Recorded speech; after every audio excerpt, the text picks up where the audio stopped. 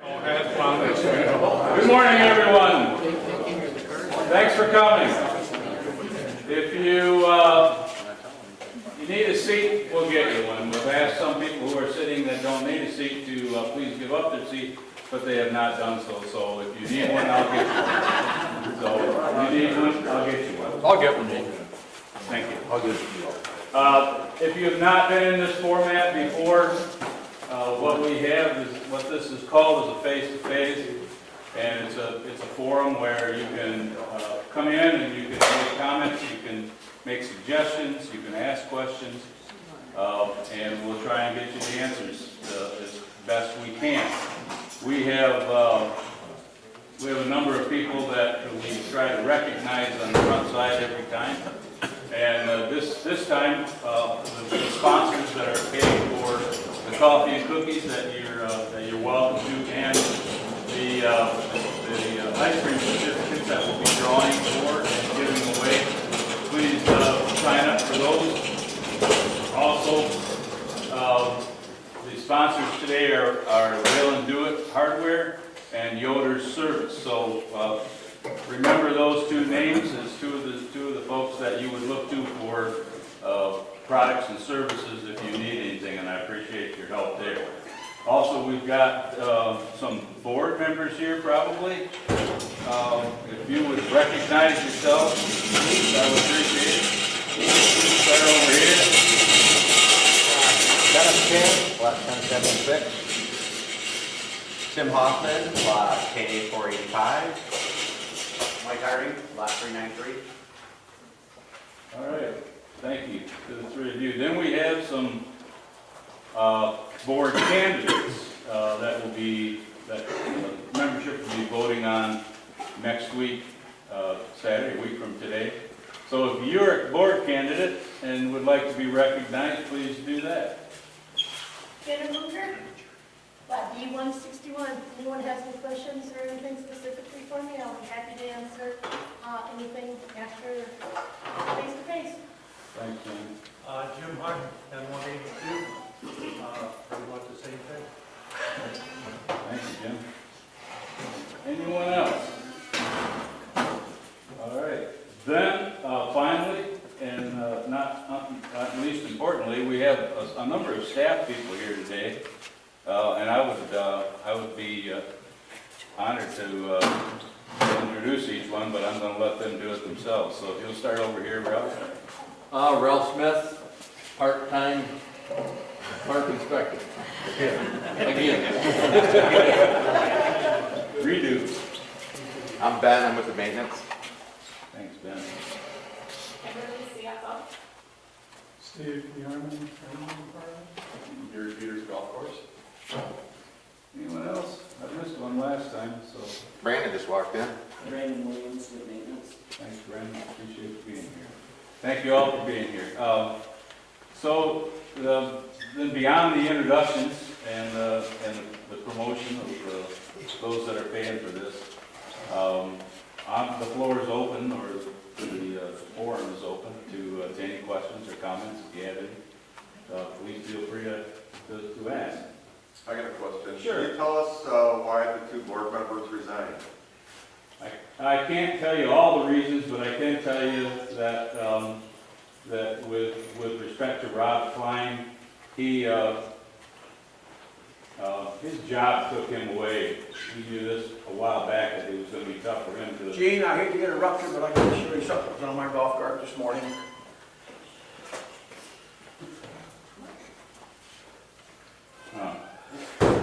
Just so you people, this cancer has to stop in this park. This was on my golf cart this morning. You are next. I am sick of it! What's the matter with these people in this park? They drove Marty out, and I'm next. Well, actually, he's got a good point. And that was what precipitated my question. So you talked about the first person. What about Marty?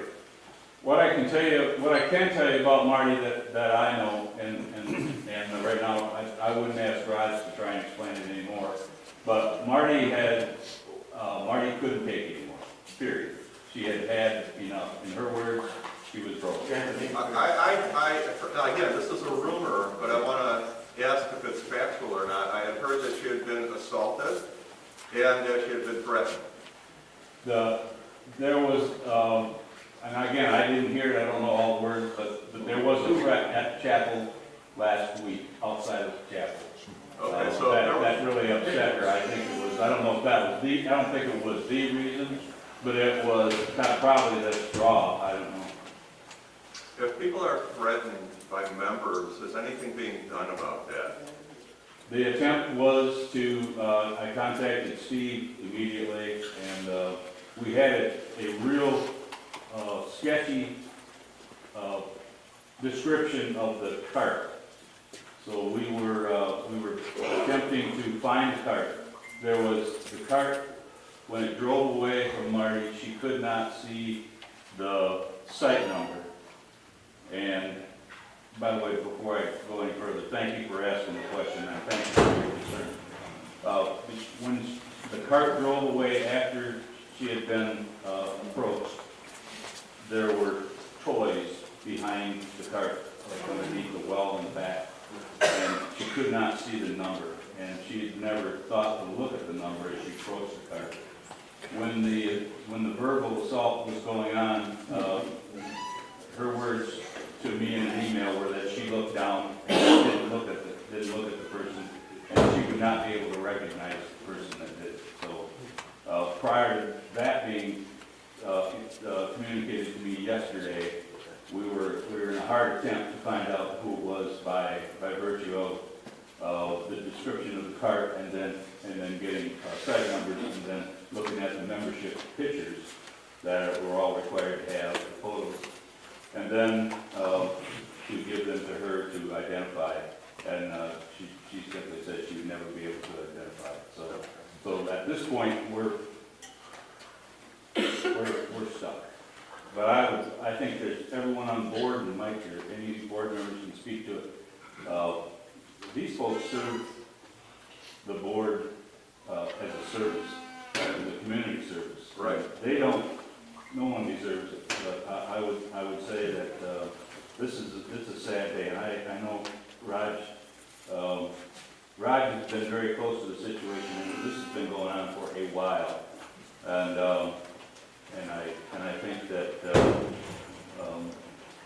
his emotions that were blossomed this morning, that you all saw, are probably feelings that a lot of board members feel, but internally. Any other board members want to speak to that? Raj, would you want to speak to that at all? I mean, No, all I can say is, I have known Marty for a long time. And she told me, she says, I have worked for AAA for 40 years.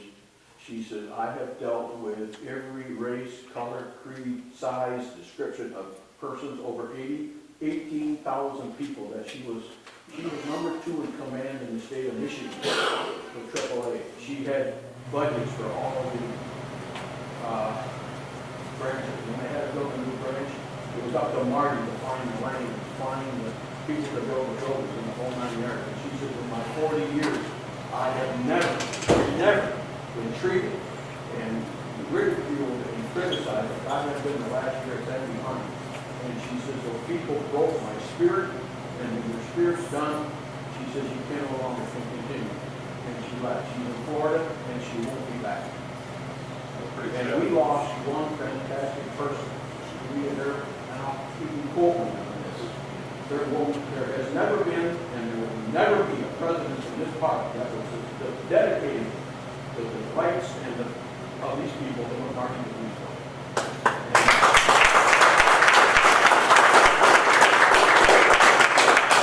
I would like to say it's a sad day when this park has to lose somebody like that. I can't help it. It's bad. It's really sad.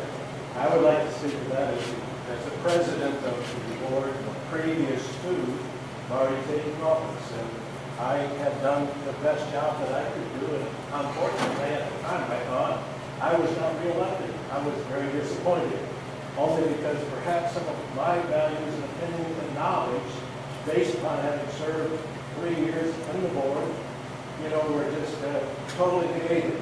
And, but after I got off the board, now I'm on the chapel committee, and I'm functioning there and enjoying it, and still very concerned about the park.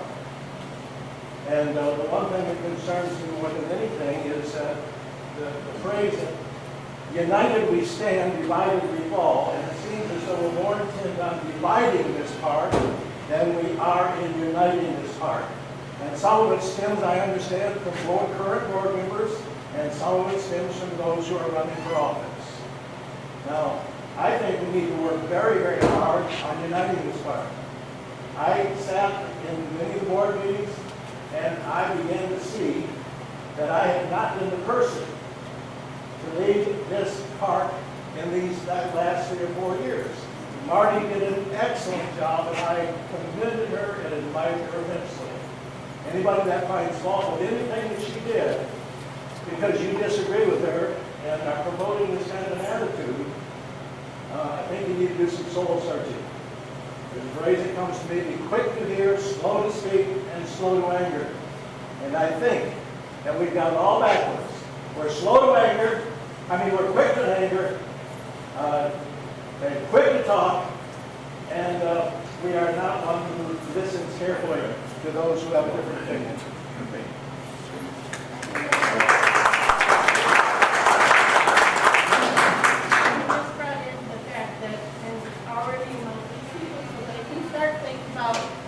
Maybe someone else, and they said the candidates have maybe contributed to this. I'm a candidate. I want to dispel 2 rumors. I do not want to get rid of the chapel, which I would have to say, now this is the second time. And I do not, and this is crazy, do not want to get anybody in your administrative office. I think everyone in there does an excellent job. And to answer the question about the park director.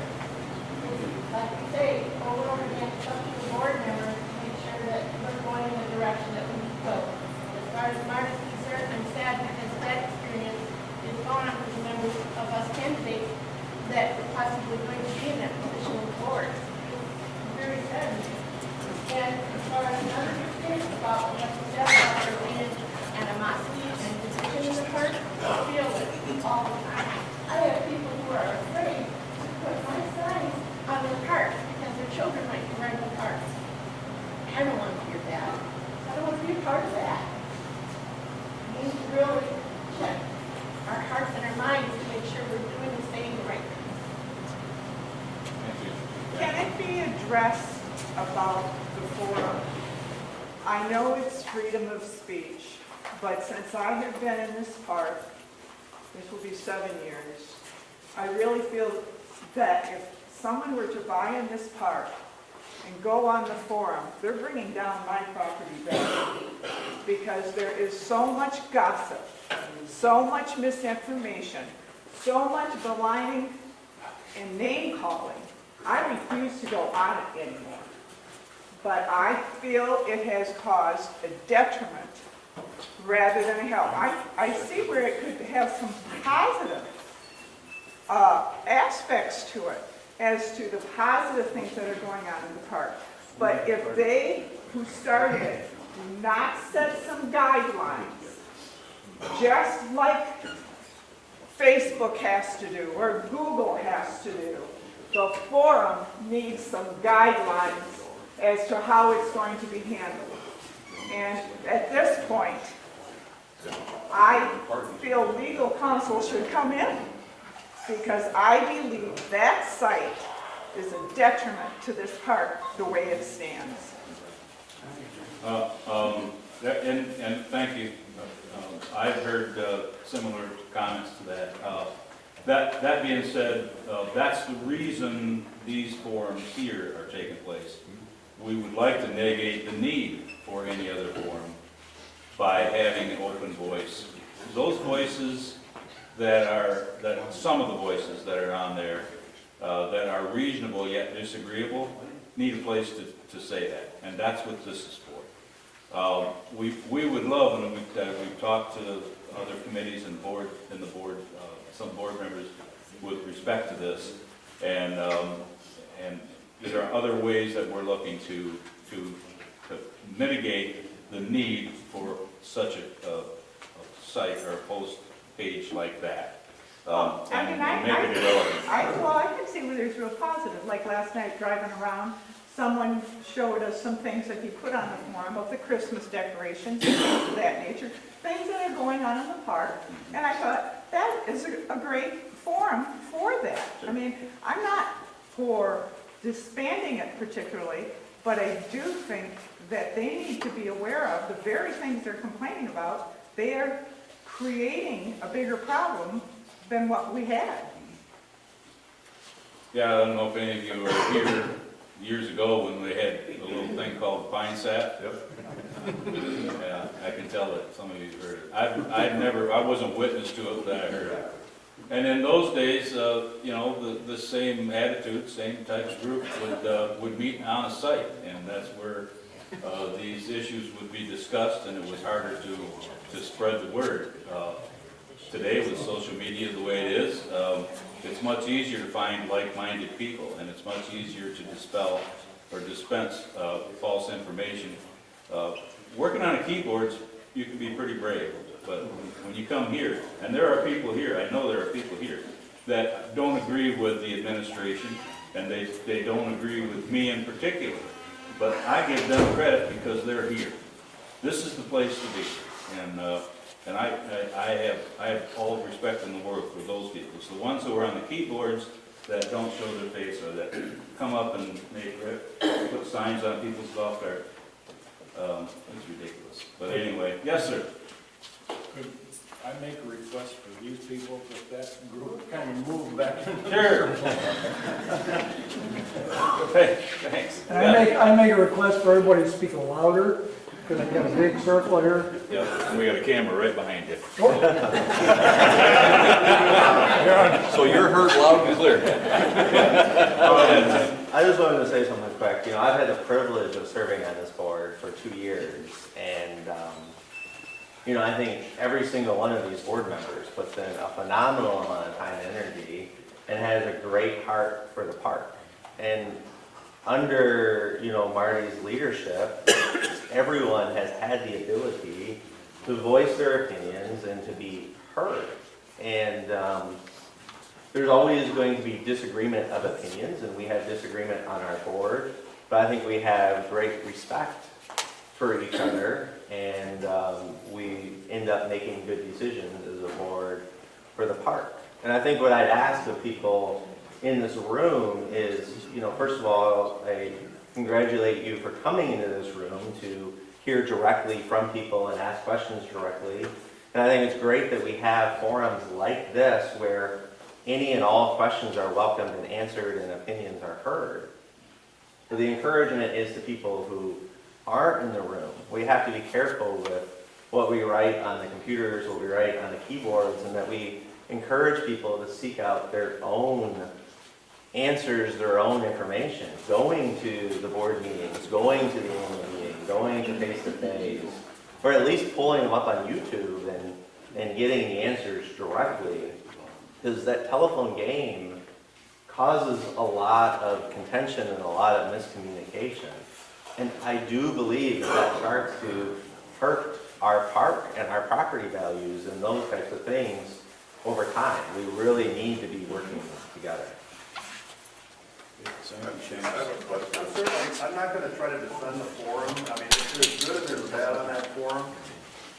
But I do think, like anything on the internet, you've got to be a discerning consumer. I mean, what you read out there on anything on the internet, you've got to be aware that everything is not the truth. And the forum is no different. The administrators of those forums walk a fine line between what's allowed for free speech and what crosses that line and should be deleted. And I know they delete posts off that forum. I jokingly tell people, if I were in charge of that forum, half the stuff I see on there I delete. I wouldn't tolerate a lot of what I see on there, but it's a very fine line, and I think people got to be aware of that. Whatever you read out there on the internet, you've got to be aware that what you're reading is not necessarily factual, and the forum's no different than that. That's true. Except that the forum is specific within this park. That's true. So you're not talking about generalizations, you're talking about malignments and personalities and name calling. And that's the difference for me as to my property value if somebody gets on that forum and reads. I would, at this point, I would never buy in here if I read what was on the forum. Nope. My wife, who's the sales lady, first time in 10 years, took off 4 days. She got bashed because somebody wanted to close that weekend.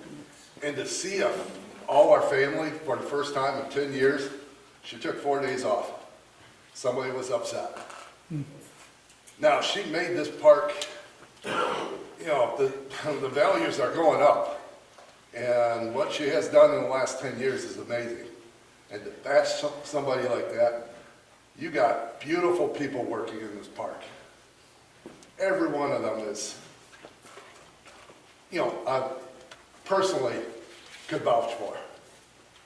And to bash them, I just don't understand it. It's like Little House on the Prairie when she got her phone for the first time. That lady bashed everybody because she was a gossip gal. And that's what's happening. It's just gossip. Let's take just a little breather again, and I want to throw out a promo that there's coffee and cookies that have been provided by Yoder's Service and Whalen Hardware. So remember those folks. They're paying for this stuff, and we're having a drawing for five $5 ice cream certificates, and that would put a smile on everybody's face. Also, since we started and since we did this the first time, I believe I saw a couple of board members come in and 4 candidates. So if you are a board member or board candidate that has not been introduced yet, please do so. I see Jenny over here. I'm Jenny Hager. I'm running for the board. I plan on it, but I have a lot of concerns right now.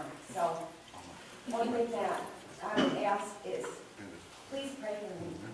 And pray for these board members and the other candidates, because I am extremely anxious about this situation. And I will do my best. I'm here for the park, I'm here for the members. And I too am a member, and I want everybody to remember that all of these people are members. Everybody is members. People on the board, people on committees. We are all members. We should all be of the same mind. Differing opinions, yes, that's going to happen. But let's band together. Let's make this park great. Thank you. Joyce. We introduced the employees to the staff, but you're a member in. Joyce Cook, maintenance. Thank you. Good to have you here. Is there anyone? Jim? No, Jim was here. Anybody else? I just have a comment to make. I feel that in the last couple of years, and I grew up in this area, I saw this place built. I worked here as a child from the beginning. And in the last couple of years, I do feel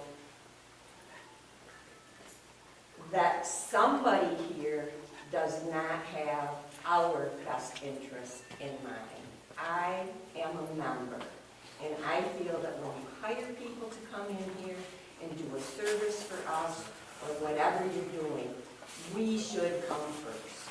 It's our part. Is it our part? We all bought in, did we not? And I feel you did a great disservice in the last 2 years. When you hire people to come in and clean lots and price gouge. I know you want money for a new pool, but you're not going to get it from me that way. You can find me all you want, but when it comes to voting, you make me not want to vote. You make me not want to be here. And I have been in this area since I was a kid. It's beginning to be an embarrassment for me. Well, I can speak from the administrative side of that, and that is that if a rule has affected you personally, I can see where you take issue with it. But it's the rules that are put in place by the board. It's not rules. When you I didn't say anything while you were speaking, so please let me speak. All right. The rules are put in place by the board that come from the rules committee, and we are charged, those of us in administration are charged to manage those rules. I believe, and I believe personally, but I've also been told several times how much better the park looks today than it did a number of years ago. How much cleaner it is. When I came here, I was told that go to phase 3 and look at their area. It's one of the prettiest places in the park. And so I did. And I was committed to relay to the staff and the committees that when people drive through our park, we want every area of the park to be pretty, not just that one area in phase 3. And I think our staff and our committees and our garden club have done an unbelievable job. So, again, I was just taken to court over one of these issues you're talking about, and the judge tossed it. He understands it. He understands that, and the issue is not what we didn't charge this individual. We didn't charge this individual. So if there's an issue. You charge what individual? A member that was charged to have their lot cleaned up. The person that took you to court? Yeah. That's a lie. You charged us almost $600 when we took you to court. That is a lie, sir. Now, let me finish then. Now I know who you are. You were charged about $1,200 the first time around, of which around $1,100 was the contractor. And the contractor is the one that you were told by the judge that should be there, not Sandy Pines. We charged you 10% administrative fee and a $100 fine by our rules. That's all we charged, that's all we got. You decided to take us to court. And when you took us to court, I brought with me the information that I needed to support Sandy Pines' position, not my position, Sandy Pines' position. The judge tossed you and said you had the wrong people in court. Therefore, I took the time, my time, Ralph's time, the office's time, and the materials that we used to bring to prove our point, and charged you in the $500 and some odd fee for our time. Why should Sandy Pines members would have to pay for our defense of something if you would have won, we wouldn't have charged you anything. So that's my defense in charging you. And yesterday, our CFO got a call from your house, returned the call, and was met with a 2-letter word that starts with F and hung up. Really? We have to put up with that?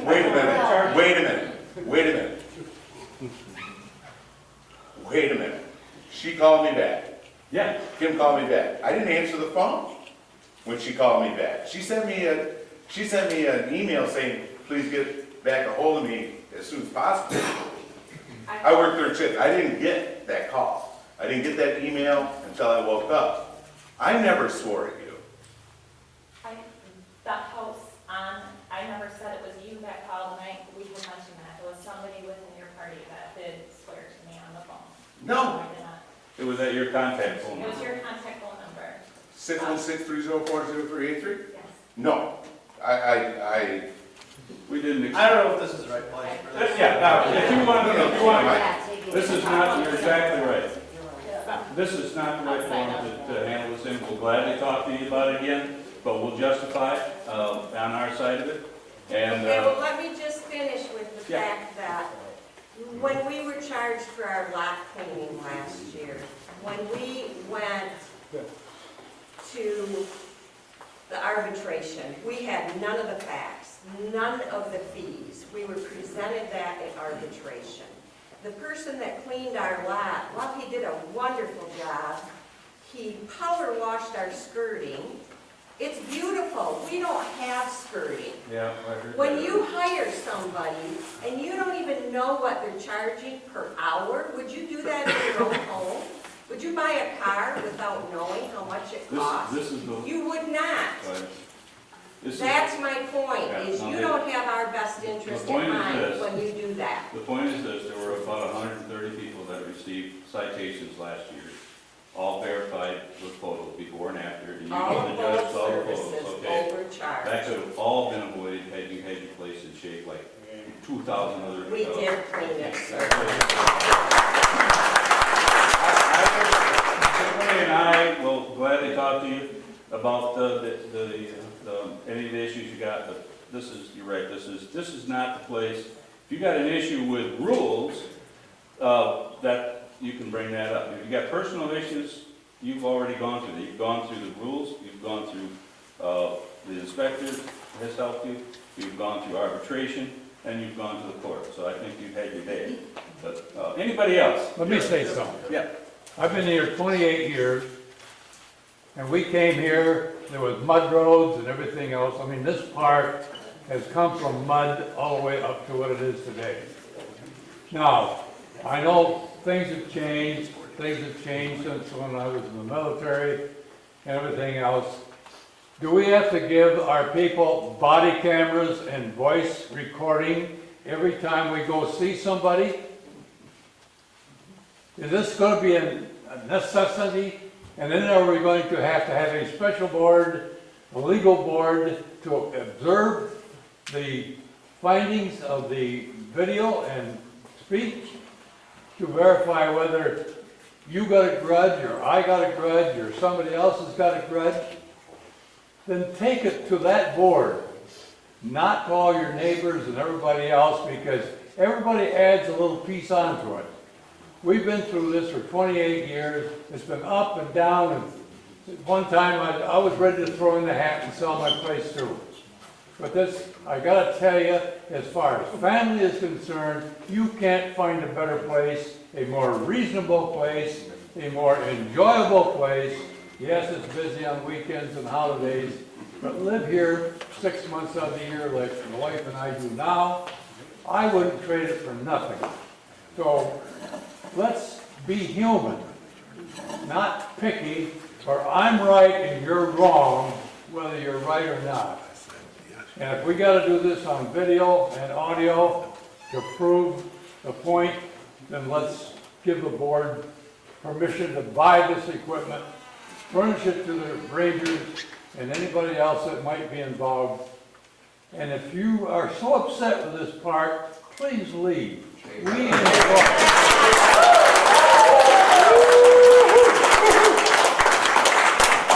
Has the board decided what they're gonna do and how they're gonna handle the 2 vacancies? Not yet. There's an executive session on Monday to decide that. Maybe this has happened before I got here, but I'm hearing some things that Marty was threatened. Is any of that, have we got basis for that, or are we allowed to know that, or, you know? It was kind of answered in here. Marty definitely had enough. Looking into avenues that we can, and probably don't want to say a whole lot more at this point. We'll say more on Friday night, What's Friday night? the board meeting. Because when I'm hearing that people have assaulted her or pushed her, I'm wondering what's happening with them people? Are they still here? Or do we not have a right to know that? We don't have enough information to do anything at this point. We don't know who it is, first of all. We don't know who it is? We'd like to know who it is. I Secondly, think you can ask some of the chapel committee, because I think they know. oh, they do. I think Well, so. I'd be more than happy to take any information, because I know that I'm speaking for the board and the administration. We would definitely like to know who it is. And, I but will this ask is- the question of the chapel committee tomorrow, Thank you. and at this point, I have no knowledge of it. Okay. But to finish, Marty said she would not be able to identify. So without her identification, it wouldn't be, that's the big Well, how about with an eyewitness? That would be perfect. Okay. Thank you. I'd like to speak for one more minute. So, one of the things that I think is really important to remember is the park employees, right? So, we spend a lot of money on park employees every year, and we have really good park employees who want to do their all for their park and give their all for their park. And I think that the attitudes and the encounters that they have with members on a day in and day out basis makes a big difference in what we receive as members at this park. And I would encourage people to notice the good things that the park employees are doing and not to just notice the bad things that come up. Because I can tell you, I think it is taking a real impact on the staff at this moment in time. And that is going to impact us as a park, and it's not something that we really want. And to speak to the issue a moment ago, and I'm stepping out here on a limb a little bit, but that's fine. You know, we have committees in this park. We have a rules committee that decided how they wanted to have this park cleaned up better. There was proposals passed out of the rules committee, which is all members of the park. It was passed by the board of directors, which is all members of the park. And that gives a set of rules to Gene and the administration that they have to follow at that moment in time. Now, I think you saw this last year that the board recognized some of the issues that were in the rules. And once again, as members, the board stepped up to make changes to site cleanup. But I do have to tell you that as a board member, I have heard way more from membership on please clean up this park, and we like how the park is looking, than I have heard on the park cleanup rules aren't working and need to be changed. And so I just encourage people to remember we have multiple active committees that are all 100% member run. The board is all members who were elected, and all of us collectively have the ability, when we find problems, to go to the appropriate places, serve on a committee, run for the board of directors, offer ideas at the board meeting, or asking questions in a place like this. I think that is the avenue. Let's please keep the best interest of Sandy Pines at heart. Thank you. Thanks. I have a question. I understand how the new rules are with the cleanup, but right across the street from where we live right now in Phase 3, there is a home that I spoke to Ralph, the inspectors have been out several times. It has not been touched this year at all. Now, what is the status of when it can be cleaned up? Yeah, I'll let Ralph answer that, because there is, that it's also in the rules how what we're allowed to, not allowed to do anymore. I know what we spoke. Right, and if people don't understand it, the way it was passed for this year, we no longer touch a site. All we do is keep finding the site, so that site may end up with grass waist deep, chest high. We're not touching the site, we're not going in and cleaning it up. So you may be living next to a site now that's got trash, dirt, leaves not being touched because the park decided they're not going to get involved with that. So all we can do on my end now is find that site every 2 weeks for site cleanup. It started out with a $100 fine, then it goes to a $200 fine. The third step is their cards get turned off, and the membership is fined 2 points at the second and third phase. And then after the next phase, fourth phase, they get fined again, $200, another 2 points, up to Labor Day. After Labor Day, the way I read it, there'll be no more fines issued. That's the way the new rule was written. That's what I'm trying to abide by. And I feel sorry for these people because now they're looking at trash again. But there's the way the rule's written, that's my only recourse is to keep finding. I have no choice of going in and clean the site. Do you think rules will review? I don't think now, they're, I don't think they're taking it the up. first year this has been managed under these rules. Correct. Do you think that that you would go back to the rules and ask them to close this hole? I kind of would like to, but the problem with that is if we go in every year and make changes and don't give it time to try to see if it can work itself out, I think we need to let it go a couple of years. So you give it time to work to see if maybe those folks next year will have time to say, you know what, I'm tired of all the fines, that's what we need to do, and then make a new rule change. Okay. Andy's had his hand up a couple times.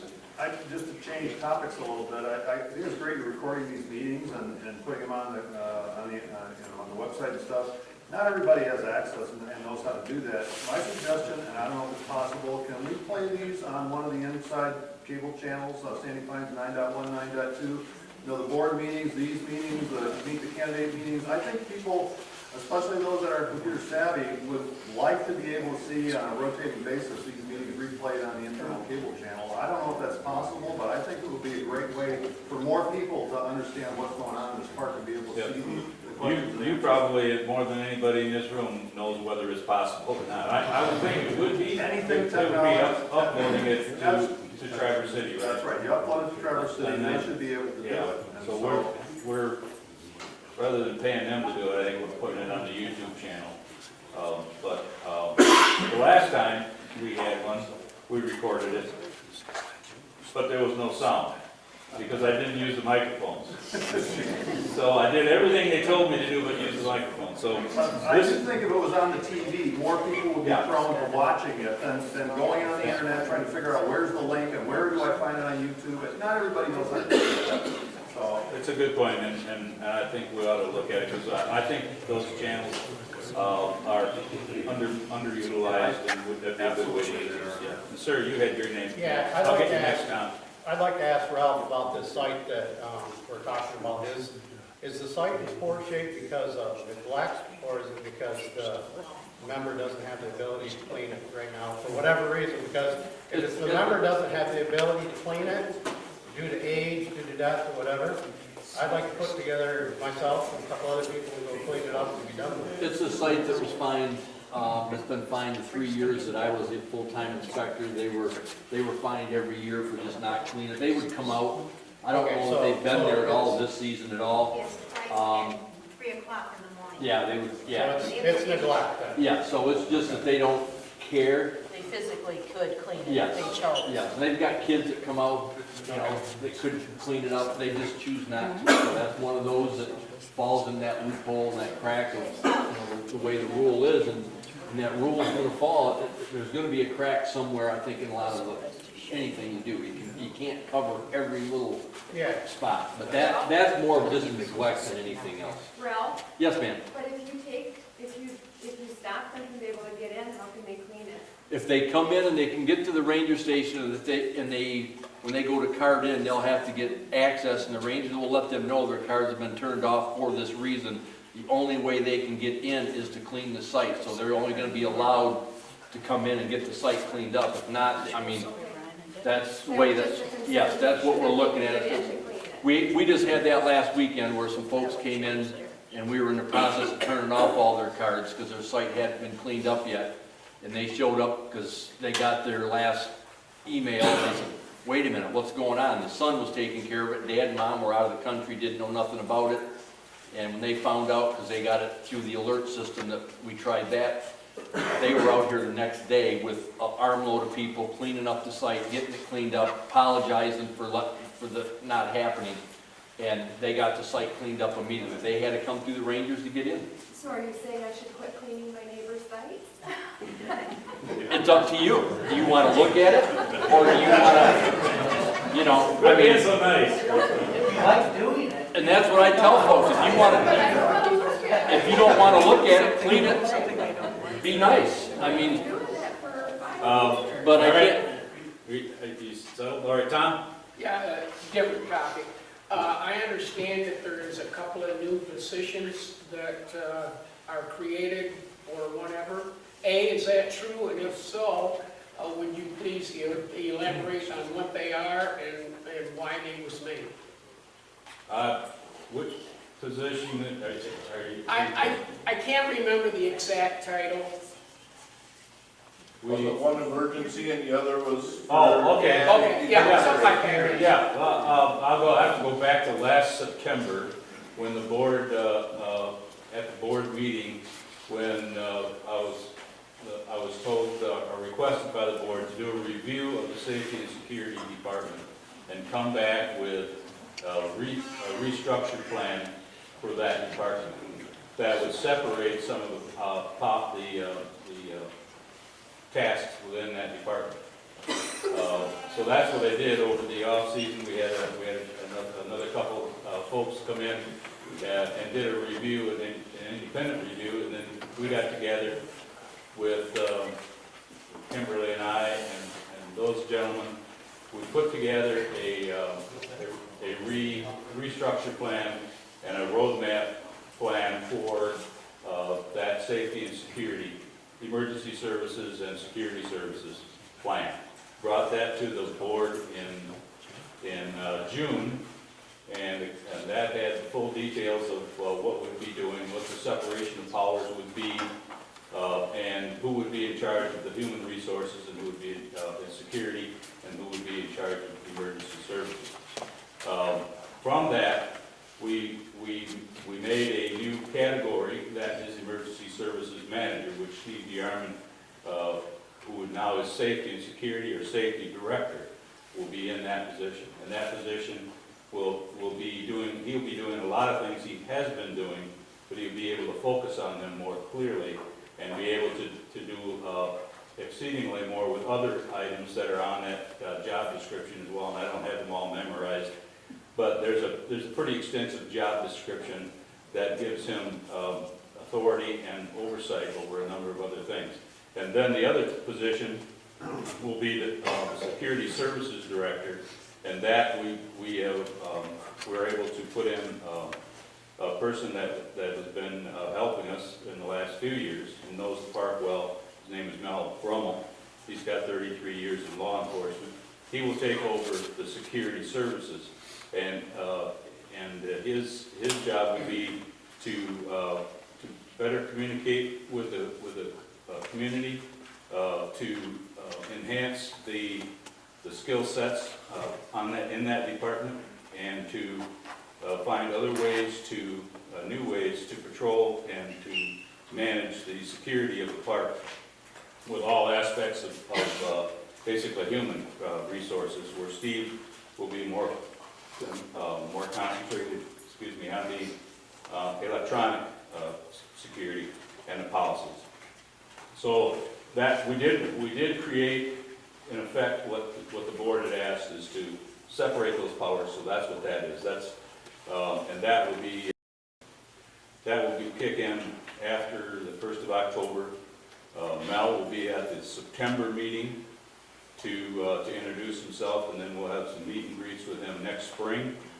And we're looking forward to, you will not only be able to see and feel a difference and hear a difference, but it will be a department that will be a positive force for many years to come in the direction that we want to go. Just a slight correction, so, and correct me if I'm wrong, that although the policy was approved. Talk louder. That's it, just a slight correction, and correct me if I'm wrong, although the policy was approved, the board still has to approve the budget to back up that position to be created. The roadmap was approved, the policy was approved, the process was approved, the budget has to be approved, and we presented that to the Finance Committee last night, Thursday night, and it was approved to recommend to go forward to the board with that. With that being said, there are some forces on the board that are opposed to the program, and I hope that those forces become known to you, so you know this does run into a roadblock where that comes from. Whoa. Yeah. Are these positions part-time or full-time? And what is the pay for each of these positions? The pay is an operational issue, and we don't have to share that. But you want us to pay for it? No, you don't have to pay for it. Some of you folks have a misunderstanding of how the park is run. We are members of a park, and as members, our rights are to vote for board members and vote for assessments. Right? That's right. Remember, park exists for the sole purpose of this membership. The board hires me. I am responsible to the board, not to the members. I am responsible to the board. And it's a staff-run park, it's not a member-run park, it's a member vote, the board. We elect the board to represent us, and the board hires you, and then you work for the board, right? I work for the board, yep. Right. And on the, But again, you didn't answer my question about whether these are full-time or part-time. I'm sorry, they're both. They're both. They're both We have the budget calls for some part-time people, and the new position that other gentleman, Tom asked about, that will be a full-time position. Okay, Gene, back up here on your comment, okay? Because we're talking about division, we're talking about being concerned about that. You just brought out, watch the votes of 2 people or whatever, 4 people, whatever it is on the board. I So said that you some, know. I said some. I'm not picking out who they are. You shouldn't make that comment to begin with, okay? You're advocating for them to do that. They need to make up their own mind, not advocate what your opinion is. Absolutely. And that's the wrong statement, you need to That's right. retract. And the board, no, it's not a bad statement. They will be able to, whoever they are, they will be able to say what they want to say. They will have their voice. They have a voice. They've been elected to be in the position they are. And I will respect their decisions, but they are making the decisions, not me. I want you to be clear of that, because I think you're mistaking people, and you're thinking that I run the board. I don't run the board, and there's board members here all know that I don't run the board. The board, No, but your statement was really misleading. It really No. spoils out that it division. wasn't meant to be, and I'm sorry if it was, but I. I'm sorry, that's the way it was taken, and I just want to make sure that they're aware of that. We don't all, Pick up right I have away. worked I'm for just boards making that, sure. I have worked on boards that have always agreed, and I don't think it's healthy. I think it's very healthy that they don't all agree. And I think there's been healthy debate on a number of different issues, so. But it doesn't mean that I will agree with all of them at any one given time. But once the decision comes down, that's on me. Now I know the direction I gotta go, so. I just wanted to make a comment about your salaries are an operational issue. You know, we have the same issue in our church. We pass an overall budget. We have a line item that says salaries. However, a lot of members feel like we're paying the salaries of these people in the church. If we want to know what they're making, we can go and make a special individual request, and they will share that information with us. And it's really, a lot of people, I think, feel the same way here. Yeah, you publish the overall administrative budget for salaries, rangers, et cetera. But if members say, we're paying the dues, we're paying your salaries, and if we want to know, we should be able to come and get that in confidence, get that information. I personally don't care. I don't think it's any of my business what anybody makes in this park. But I think some members feel that way, and I understand the not wanting to share it, because, you know, then you get all these rumors and all that, but. But historically No, speaking, we always did that. Again, I'll go back to my statements, I take direction from the board. If the board voted to me in one voice to say, share all of the wages, I'd have to do it. Yeah. But until that happens, I'm not obligated to do it, so. Okay. Gene, can you clear something up for me, please? I'm a little confused. A few things that we just heard about these new directorships or whatever they are, director positions. Yeah. Okay, so you were approved to get it, so it went forward. But the last part of that was not approved yet, which is the finance. Mhm. So how can you hire someone for the position if we don't have the finance approved? He's not hired. He's a pro temp But you employee. announced it in the footprint. So, yeah, he will be hired, but not until the 1st of October, which is after the vote. So is he aware that this may not come? to Yeah, oh yeah, fruition? we've been having conversations, absolutely. But it's a good point, and, I was just confused on, Yeah, because I can you see made that. it sound like you announced that we hired this person, Yeah. it was in the footprints, and then all of a sudden, well, it wasn't approved in the finality of it Yeah. financially. yeah, first of all, to go back to May, that this number for the department was in that budget, that preliminary budget, and that was passed. So this is not the first time this number is seen. This would be the second time the number has been seen by the board. And I expect the passage, we went through the first time, actually, we're bringing a better budget this year, for next year, than we had last year. If you want to speak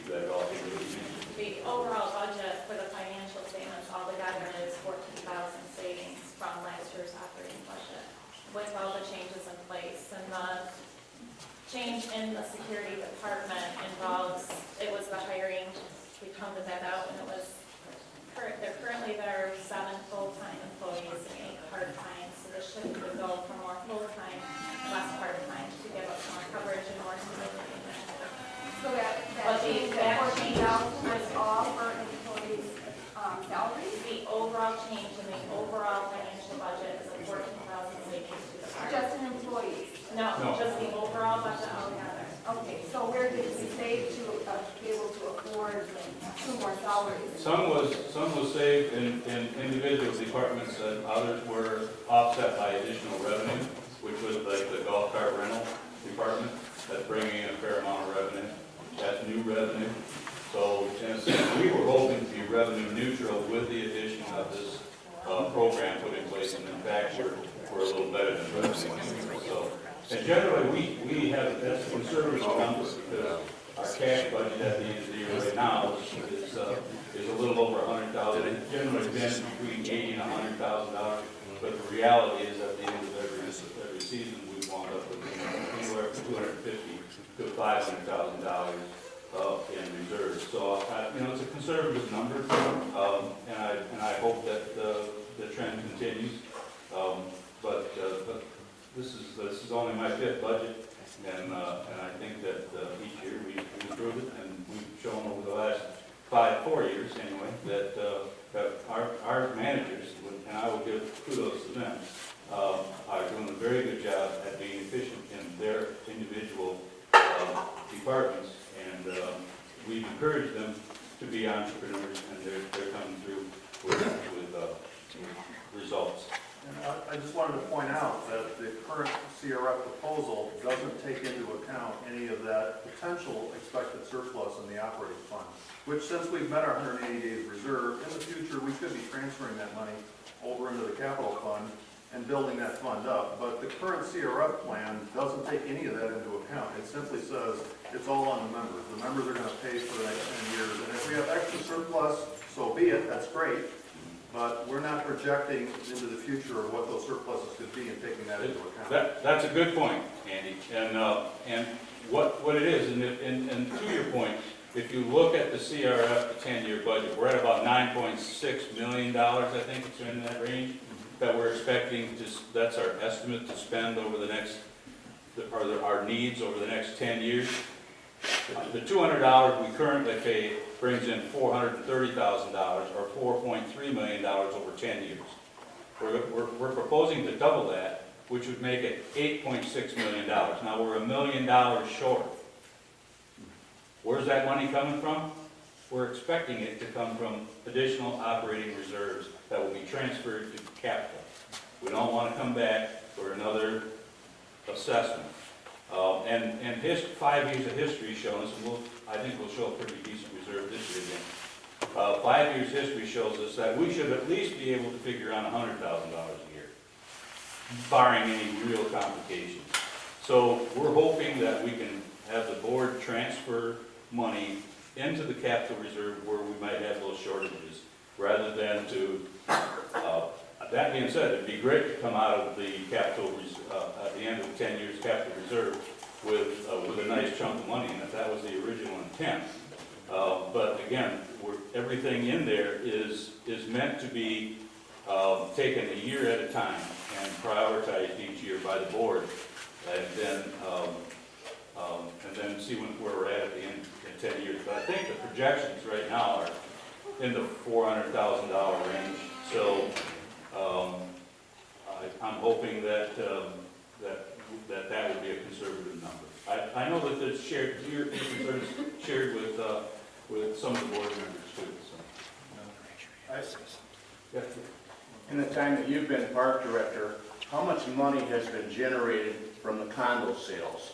We used to hear that at the end of every year, but I don't think I've heard that in the last couple of years. It's kind of a subject that we're making money, but nobody wants to say anything about it. I won't promise you we're making money. You'll never hear that from me. I think that there's only about 8 units left to sell. We haven't taken in any cash yet, other than this year, it starts again, that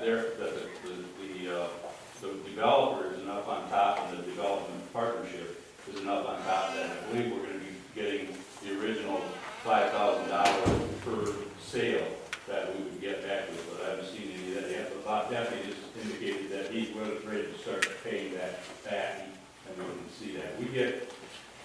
We get a financial statement once a year, and we have a meeting with some board members, some building and ground people, and some finance people each year. And right now, I think, as of the last statement that I saw, that everybody saw, was near the end of the year, last year, the year-end statement.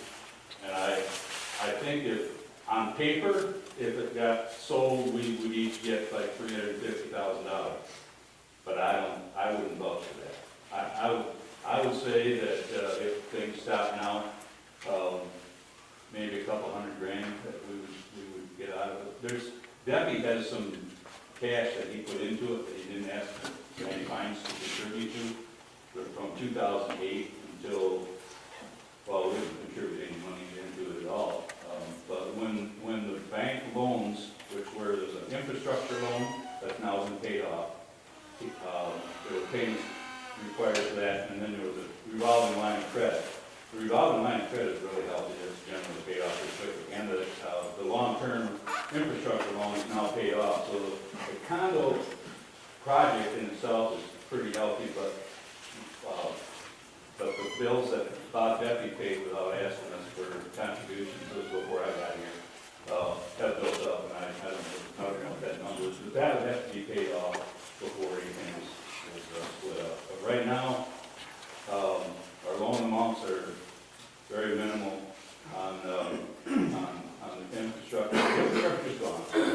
The revolving line of credit builds spec homes, and those are pretty much paid for as you go, so we don't have much debt on it either. James? Good, yeah. I'd like to reference the terminology as how we refer to ourselves.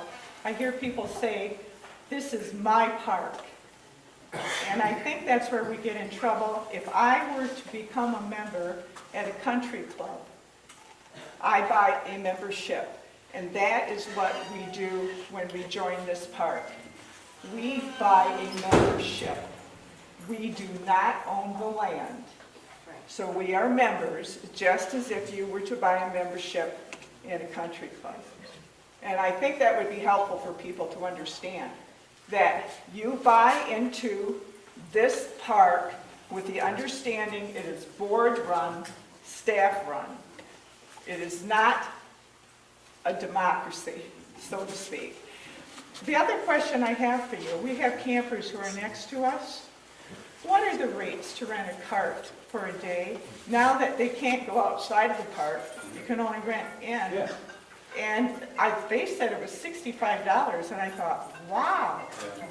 Yeah, the cart rentals, if you understand the way it was done across the street, they're depending on the size of the cart, all right? So our 4-passenger carts, for instance, are $55.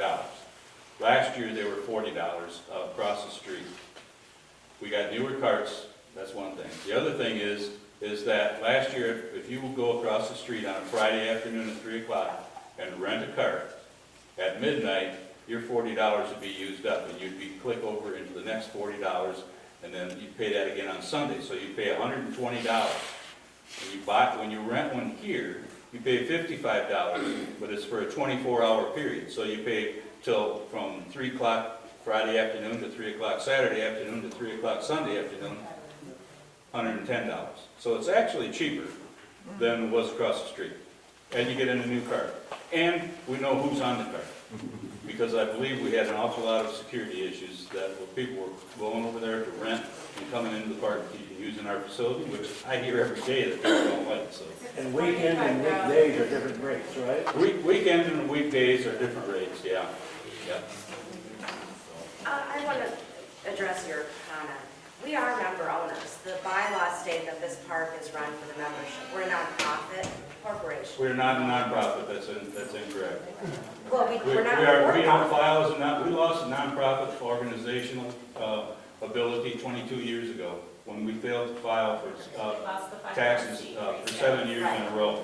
So we But still we- have the but ability members- to be called that, but we don't file as though. Right, but we're the ones who elect the board to represent us, Mm-hmm. because we are the member owners, and then they hire Gene to run the park. My next question goes back to the gentleman who had stated that we used to be able to find out the information that came out about the condos. Historically, we were able to find out salaries, all kinds of things. I'm wondering what your opinion is. That appears to change by your comment where you state that it's operational, so you don't need to tell us the salaries of things. One of the big issues that I see here is the lack of transparency when we're being asked to fund things. So I'd like to know where you stand on it. Why do you believe that you don't have to answer I have not questions been, about things? I'm just telling you that in most companies, and this is a This company. isn't most companies, This is so a I'd like to know company. for This Sandy is, Commons. this is a company. And in the company that we run here, the board gives me direction. I take direction from the board. So the board So told you the not board, to release if the, information? and I said that very clearly, if the board came to me and said, hey, we want all of the wages and salaries posted, I would have no alternative other than to do that. Short of that, there are so many organizations and companies that you can walk into. You won't know as an employee, you won't know as a customer what those individuals are making in that company. So in that sense, we are doing what is standard in the industry. And so you are exactly correct. It's a member-owned park, and that's why we have so many amenities. You go to a private park like this, there is no private park like this. But if you went to a park like this, you wouldn't see as many amenities we have. And it's because we are blessed with membership, and the membership funds has funded the construction of this park to today. However, the dues in this place are only half of them are paid by our dues. So the rest of it has to come from entrepreneurial efforts, and that's the other things that are going on in the park. So when you say it's our money, it's not all your money. It's not all my money. It's money that the park generates on its own by its own business ventures. So, and don't get me wrong. Members should have a voice, and we listen. That's why we have these meetings, is that if you've got a concern, you know that you can call me, you can email me, you can call Kathy and set a time where you can come in and see me. I'm more than willing to talk. But demands don't, it's a lot easier to ask than to demand, and so I think attitude has a lot to do with it. Well, just a statement, I think that there is a lack of transparency and there's a lack of trust because the members spoke last year and voted down guns on rangers, and yet the board overturned that. So how are we as members supposed to believe that our voices count? It's not like a board, I understand that a board member or you're only exposed to the opinions of the people that you talk to, right? That might be very limited. But that was an overall vote. I mean, that was official, legitimate vote, and it was overturned. It was not an advisory. Here's my understanding of it. Are you Sandy?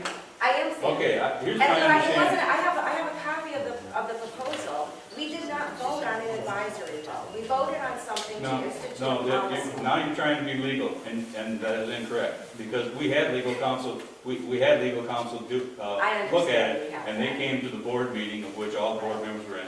He explained that the intent of the ballot may have been one thing, but the way it was written was incorrect, so it made it really a survey. But he said, that Givens, he's here to advise, he's not here to tell us what, he's not here to tell the board what to do or what not to do. His advice was, Attorneys will give you don't whatever ignore it. representation you want. His advice was, don't ignore the vote. So the board then came to me in September, at the September board meeting, and said, because of the vote, we want to restructure the department and look at everything. So that's what we came back with. And the original plan did call for the ability to carry a concealed weapon.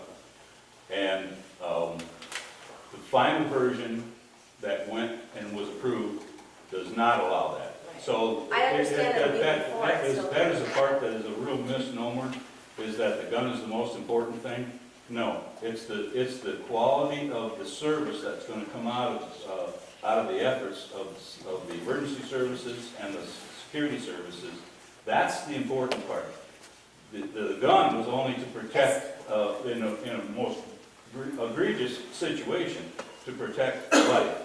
But we're gonna get a whole lot more than that with this plan. Well, we can all agree or disagree about the guns. My concern is about a member vote being overturned.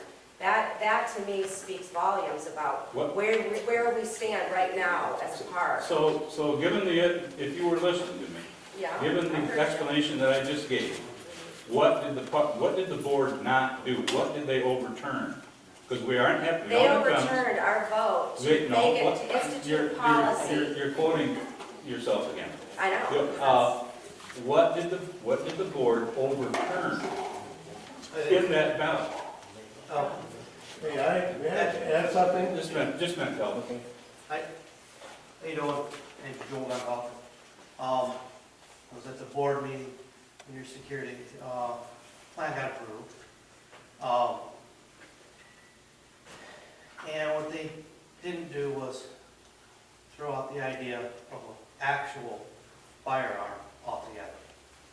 They put it back to be reviewed in 12 months. I don't know everyone else is thinking, but my perception is that the vote then didn't get rid of the idea of the Rangers carrying a pistol, like an actual firearm. That's my opinion on that. I don't know what their perception is, but the perception is what becomes yours and the board's reality. I'll talk quickly to the security bill. Board in that meeting said nothing will be done until October when the budget was approved. We saw the positions become available. Again, a perception. My perception was, wow, they filled them before October. I sat here and just listened to you, learned that they have not been filled, but you are preparing to fill for October. Again, it was a perception that a lot of people had that you had taken that step forward before the budget had been approved. Sure. You know, and I'm not speaking on whether I approve or disapprove of the security. I think, and maybe that misperception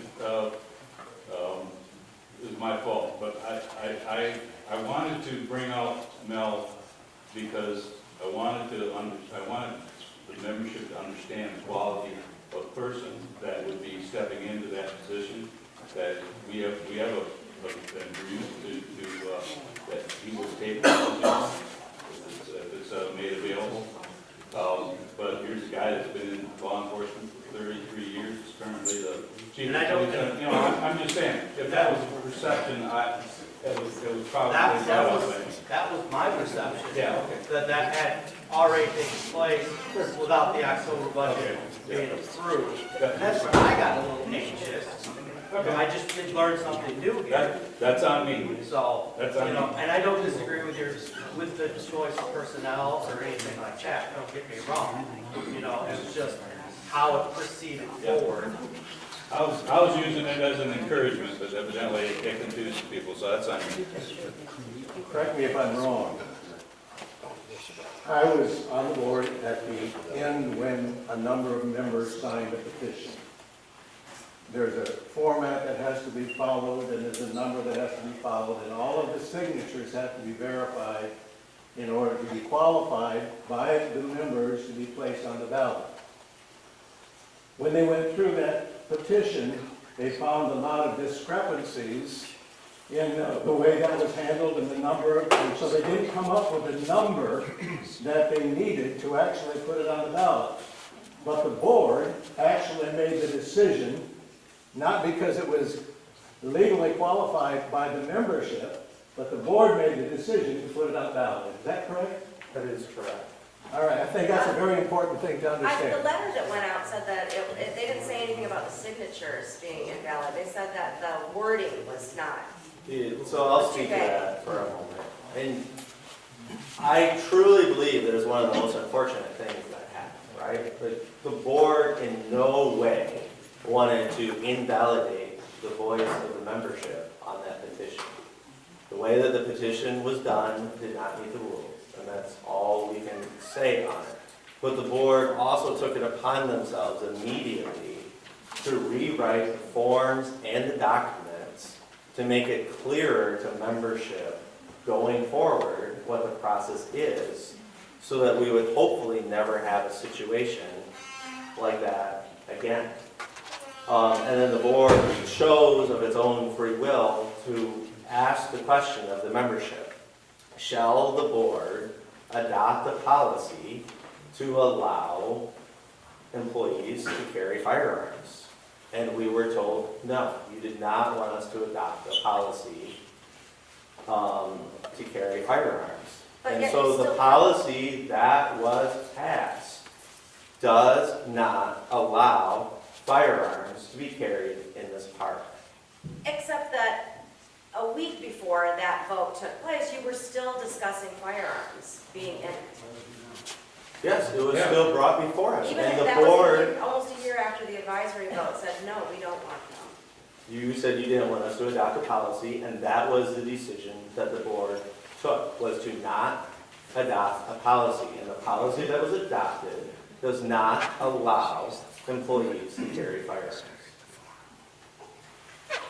Amen. Okay, let's try something. My opinion on that is that, okay, the board should recognize by the vote that it shouldn't be revisited. It should just be a mute point and be totally thrown out. Right. And I will speak to that again one more time. Like, based on opinion from our attorney, from looking at all of the sources of information, I personally strongly disagree with that. And it is not the intent of the board, and I guess this would be the thing that I would say. It is not the intent of the board to try to pull the wool over people's eyes. Like, the board is not waiting for the 12 months to change policy. The intent of the board is to continue that policy, but also, just like with the capital reserve fund, right? Like, the intent of the board is to not come out with any additional assessments if the capital reserve fund were to pass.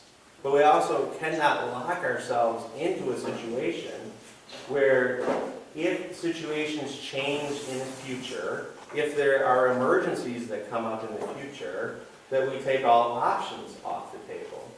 If there was to be some natural tragedy that was to happen to this park within the 10 years, the board might have to change decision, right? Like, if a major tornado were to come through and wipe out a bunch of buildings, and you had unforeseen things, and insurance somehow didn't cover it, we're talking catastrophic type of areas.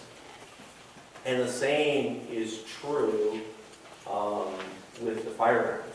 We did not want to take everything off the table if somehow, God forbid, 5 or 10 years down the road, circumstances are substantially different than they are today. Well, then wouldn't you just change the policy if that were to happen? I mean, you have the, it's not a bylaw change. And that is one way that you could do it, but this was the way that the board felt was the best way to address it. I want to say one thing, that I don't want to bring more controversy to the issue, but the other thing that the legal counsel of the park said is that operational policies are at the discretion and are constructed by the park administration. That being, those come to my office. So any policy, any operational policy, does not need board approval. I could have, by virtue of the way our bylaws are written, just gone ahead and imposed that operational policy and gone forward. That being said, that's not my intent. I want to serve the park through the board. And the board then, I asked the board, correct me if I'm wrong, but I asked the board to come with me, come along with me on this and support it. And if they wouldn't have, I wouldn't have. It wouldn't be where it is. I read the bylaws that that's up to the board to set those, to run the park. And this is where the board has a lot of conversation about It's under some duties. disagreement. And we still have some clarity that we need to figure out as a board and talk about this issue because bylaws could be interpreted by some differently. But I believe the job description and bylaws are very clear and who has authority over the policy. So we have to have a discussion as a board. Or something, maybe you need different legal counsel. And again, that's why we have bylaws, is to keep order. And, but sometimes we have different opinions of what it says. So that's why we want legal counsel to separate that out. I don't know what's going to happen with it any more than anybody else does, but whatever it is, I'm good with it because I answer to the board. Okay. By the same token, we can say this board, this presidency, but you're only a heartbeat away from not being alive. Yep. And same with the board. So what we have to do is have policies in place to prevent the next person. You have an excellent point, and when I walked into that office 5 years ago in November. We didn't hear the point. Can you repeat that? What's that? Can you repeat what is that point? Can you repeat? Our president and our board are only a heartbeat away from being replaced.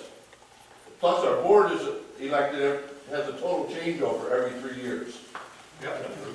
And our president serves, he could, God forbid, have a heart attack and not be our president tomorrow. Yeah.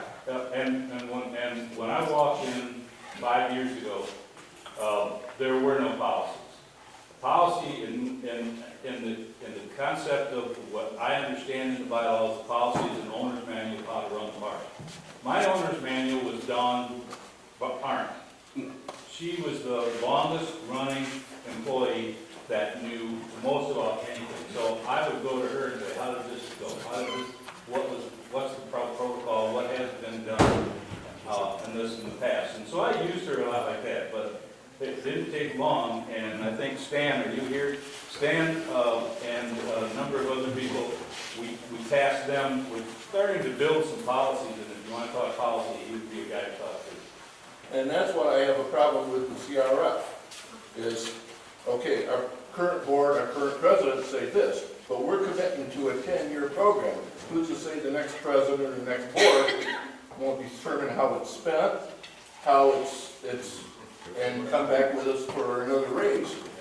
I mean, that's a board decision and a president decision. So come back to us with a vote. Yeah, it's a finance and board decision. All we do is we make suggestions, we make recommendations to the finance committee and that. But you're right, I mean, there's going to be a change. There will be a change in 10 years. I know I'm not going to be here.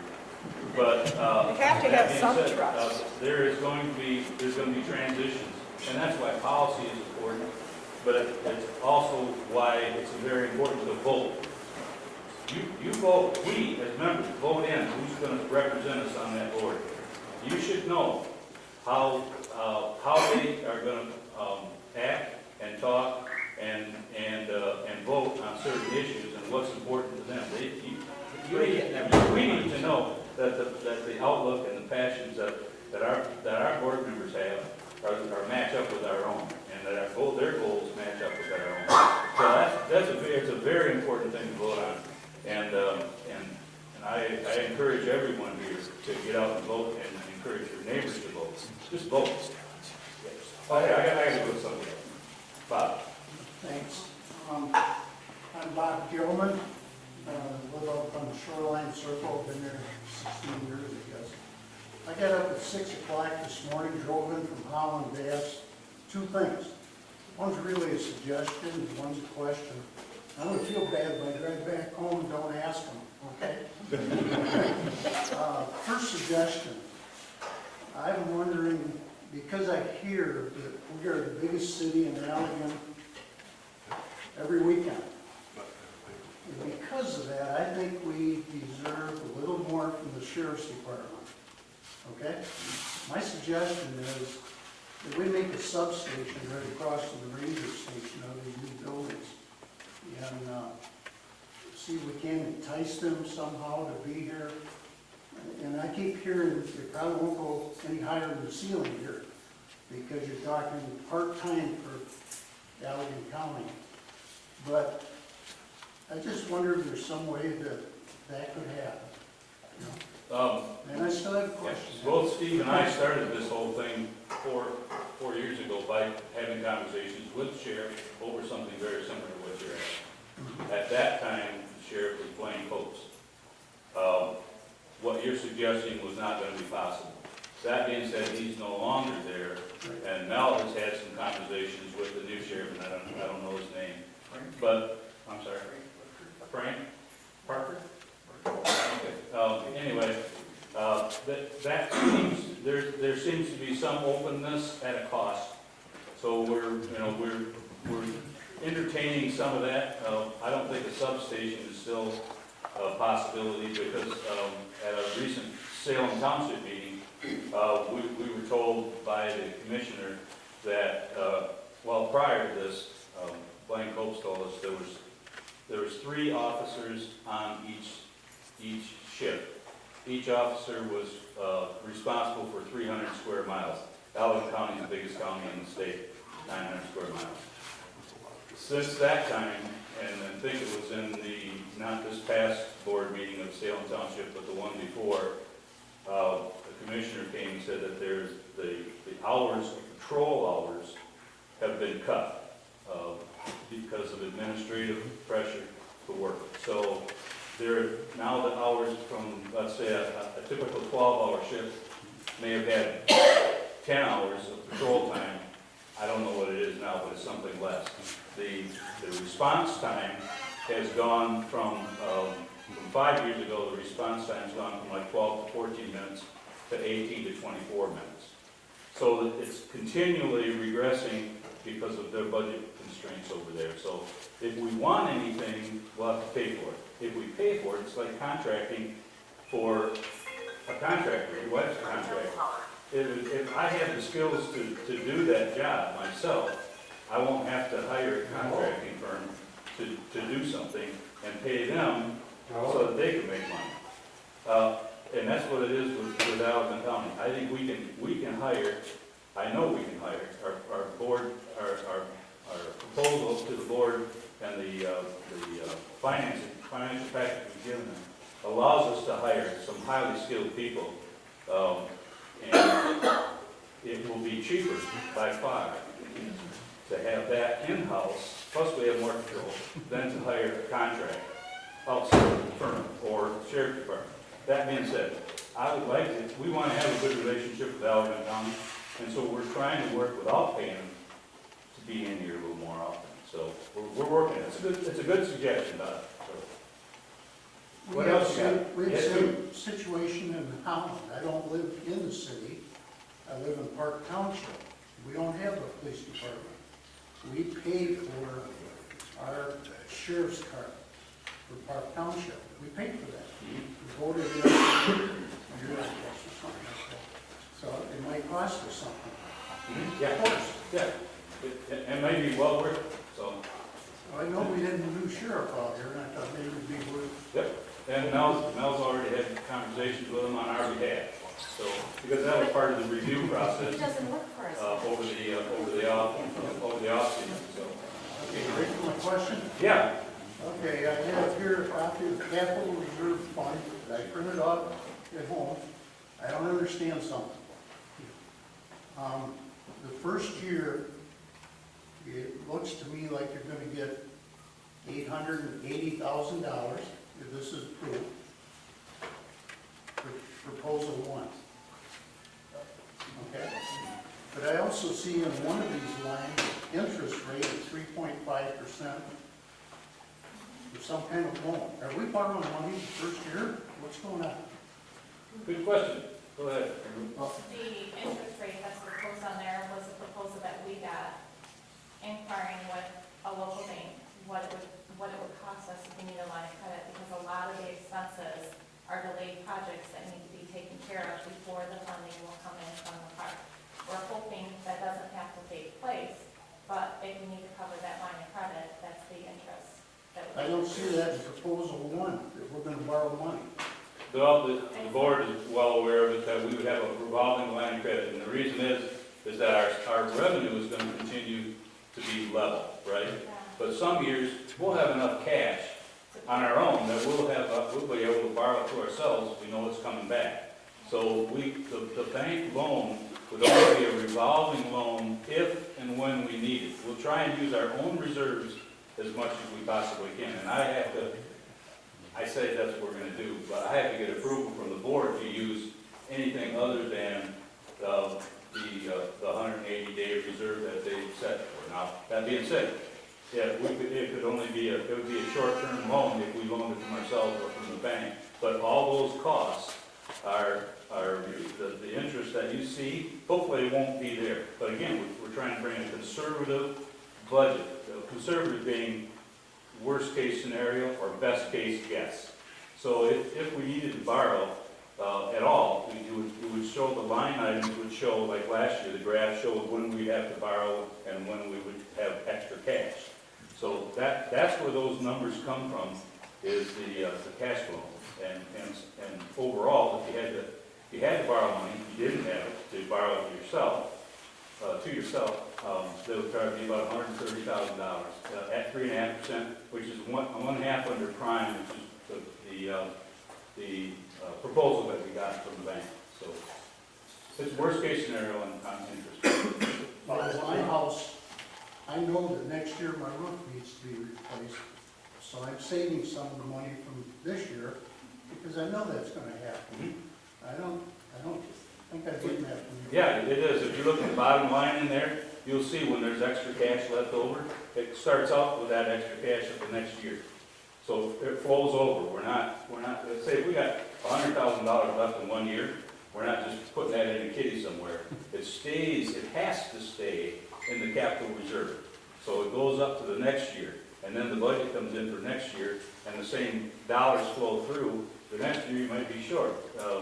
At the end, if you look at the end of the 10-year projection, Bob, I think you'll see that we're expecting around $375,000, $380,000 left. So, which isn't a huge number. One more thing. I had a follow-up question on that, if I can follow up. A hotel, really? No. No, but again, coming out of I attend all the committee meetings that this has been tossed around in. Conceptual, from the long-range planning to building and grounds and finance and among the board, a lot of ideas have been tossed around. That being said, this last off-season, I didn't know whether the board was going to bring in another ballot or not. So I wanted to know if our number of $2.75 million that we had last year, I want to know if that was still good. So I went with Ben to WLP, who has drawn up our FEMA project. And we said, where's our numbers on this? Are we good at $275 a square foot? And we explained to him all of the different ideas that had been tossed around. He came back about 2 months later with a line drawing, which is much less detailed even than what you've got in your pocket there. But he said, given the conversations we had, this is kind of an overview of the long range. And these are the ideas that have come out of, and they came out of surveys, and they came out of ideas from different individuals who were involved with this in the past few years. And he said, your range is going to be 260 to 295 a square foot. Okay, so we were at 275, we aren't that far off. But then he presented us with this line drawing. Then the board decided to have a ballot this year. And then I was asked by a few people, some are here, why don't we have something to look at to go by to give us a reason to vote for. So I took what I had asked them to juice it up just a little bit, but I don't, you know, we weren't allowed, we weren't asked to spend any money on it, so this is very little. So he gave back what the folks see. I got castigated, by a number of people for showing it, but, you know, if I'm gonna get castigated anyway, either I'm gonna be hiding something or I'm gonna be saying too much, so. Whether it's a hotel or a daycare center or a bank or a restaurant, it doesn't matter. The idea is that the concept would be that the thing we're working on this year is the pool. And if it's decided to do that, then the next building, I think that was pretty much laid out by the committees that the interest level is in splitting those two up, is having two buildings. Adult rec or family recreation, and then pool. So, but they both have to be, all three, or there could be 5 more buildings on that complex. I don't know where it's going. But the idea is that it can be added onto, it can look good when it is added onto, be used for multiple purposes, and but everyone's going to have to be voted on. And a lodge is, quite honestly, would be one of those things that we have to run the numbers on. I don't know. I can't tell you that it would be a great deal, whether it would work or not here. We've had some interest in people wanting to have a nicer place to stay. Maybe it would be easier for us to buy a couple of condos or something over there. I don't know. That being said, I don't think we're ready for that yet. But if you look at that aspect of that concept, that lodge has the potential to pay for the operational costs of the whole complex. It may have. Don't quote me as saying it does. It won't. It has to be looked at like that. It would be a benefit to the membership, and it would have the potential to cover some or all of the operational costs of that whole complex. But whether it ever gets built, I know I won't be here to see it. Andy.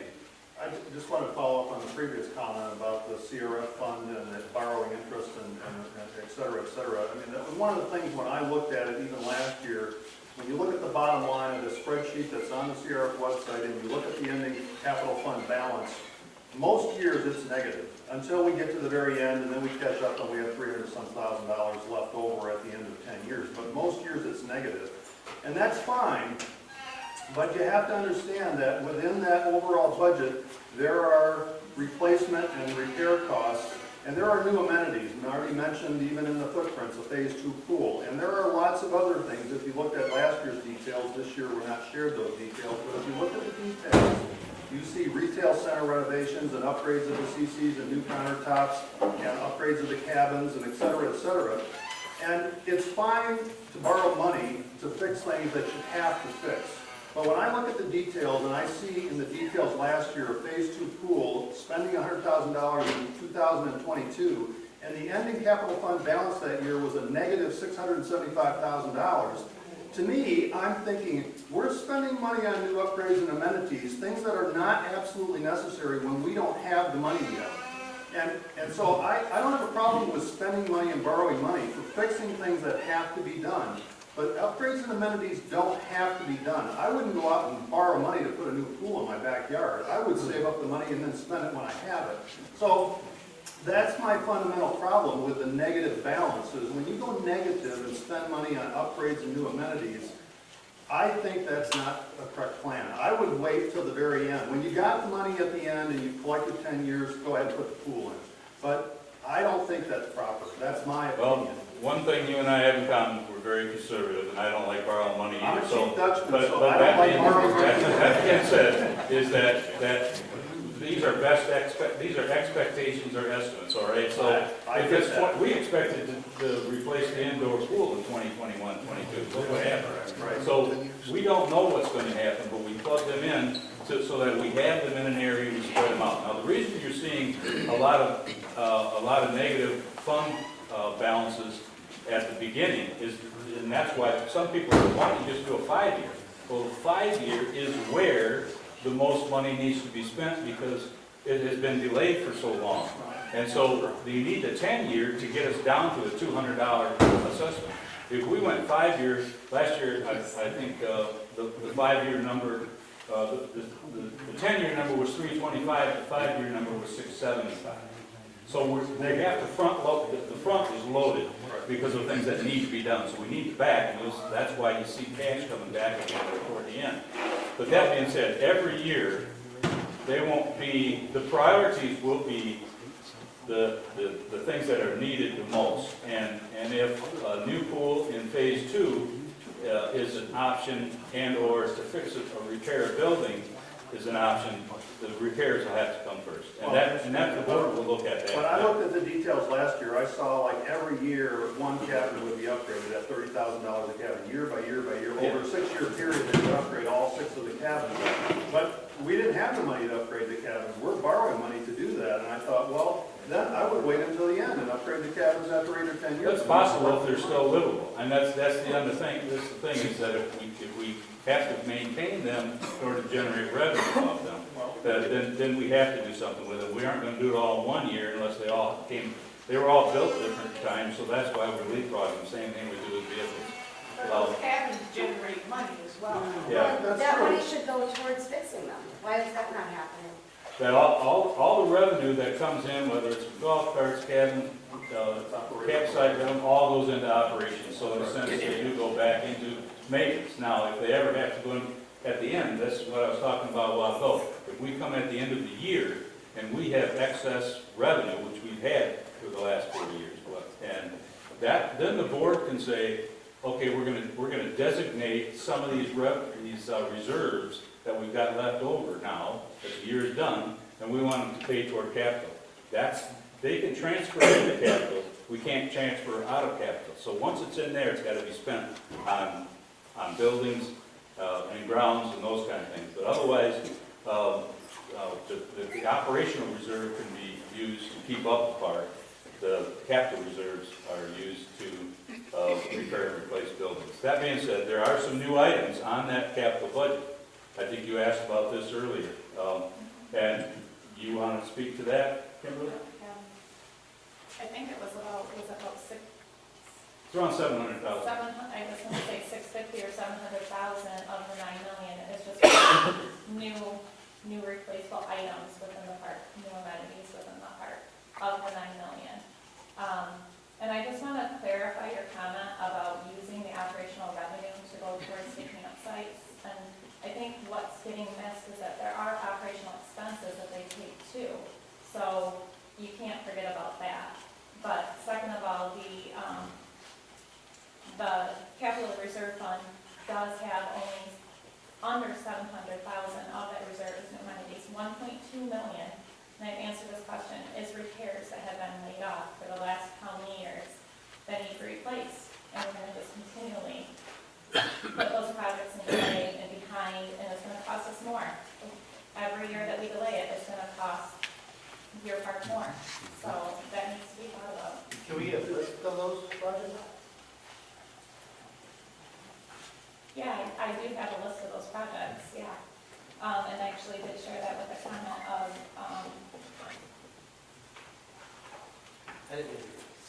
Just a second, Bert, I'll get you. Could you just clarify, going back to your previous comment about, we were expecting to spend in 2021, 2022, something like that, for the indoor pool last year. That's when we were expecting to spend the money. And I'm almost sure when I watched, I wasn't at the June face-to-face, that somebody asked the question, if we pass ballot B, when are we going to start the pool building? And I think your comment was, we could start it next year. And I thought, wait a minute, if we start it next year, we're going to have to borrow the whole $2.75 million. If we wait until 2021, 22, like last year's plan had in it, then we would collect 5 years of revenue before we start. So which way is it? Are we going to start immediately, or which to me would be foolish? Or are we going to wait and collect some money first and then start the building? It's an excellent point, and that would be a board decision. But I don't know what the answer to that is. My expectation was, and my comment was probably referring to the fact that it could start as early as next year. But you're exactly right. You're going to incur some costs on that. Bert, I got to get to you. Bert Buckheisen, I've been on the finance committee for quite a few years, but speaking on in regards to the interest rate, Kim actually did a lot, just what I was going to say, which is awesome. There is a list that is constantly, that we review, and it's delayed. It's not priority. But you know, one of these years, it's just gonna bite us with a double cost because we're just procrastinating. There's not enough funds in order to do this. But when we're looking at the interest rate, we go back to when the water park was built. At that particular point, we had an interest, we had a revolving credit. We used that revolving credit. And the pool was, the rec center or the splash pad was built. As the years go on, we have a fantastic managers of preserving and savings, and we were able to generate cash. Long story short, we paid off Byron Center Bank, which it was at that time, and we funded it ourselves internally. So this is where you got a staff that continually working for us as members, and I encourage any one of you guys to get involved in any of these committees. There's buildings and grounds, there's finance, with your input, but I think everybody's doing just a fantastic job. Sir? Yeah, I just wanted to make a comment on this, and I hope my comments go well received. But we talked about needs and wants here in the park, and I don't think there's anybody here that really needs to be here. We all have other homes, and whatever. We're here to enjoy the park and enjoy the amenities. And I'm going to approve both proposals because I want these amenities for my children. If we wait 10 years to get these, my kids aren't going to, they're probably not going to want to come here anymore. And, so all the stuff that I've approved, my kids aren't going to be able to enjoy unless we do something like the board is talking about, and coming up with the funds ahead of time and borrowing to put these things in. Now the things I feel like I'm paying for, my children at their young age can enjoy it. So on the flip side of that, I understand, if you're at your home, you have your roof, you want to save up for it, you don't want to waste your money. But isn't this a little different where we want these things to enjoy for our children now, sooner, so they can enjoy them while we're paying for it, before they're too old to enjoy it? It's just a comment. Thank you, Diane. I keep hearing, when people say they don't want to fund the capital reserve fund, I keep hearing them saying they mistrust the board. There's not a, they can't trust what they're going to do. And there's not enough transparency, and I keep hearing all these words. And I'm thinking, why are we waiting, like he said, to do these things we need to do? And I, for one, trust everyone on this board. And we are getting 5 new board members coming up here. There are 9 people on our board.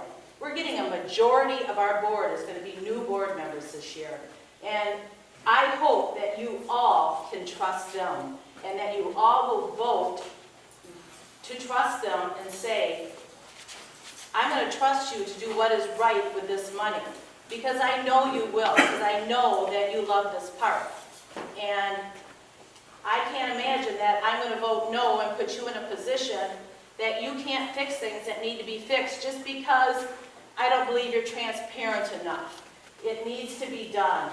And anybody that ever calls maintenance and says they need something done, I hear nothing but high praises of Ben and his team.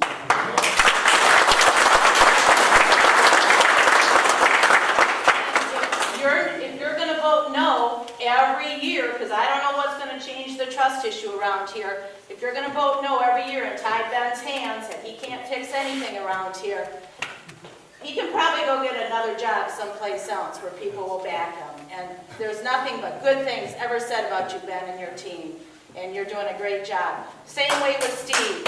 When somebody has a medical emergency, when you need him, he's there. And I hear nothing but high praise about what you guys can do and your staff.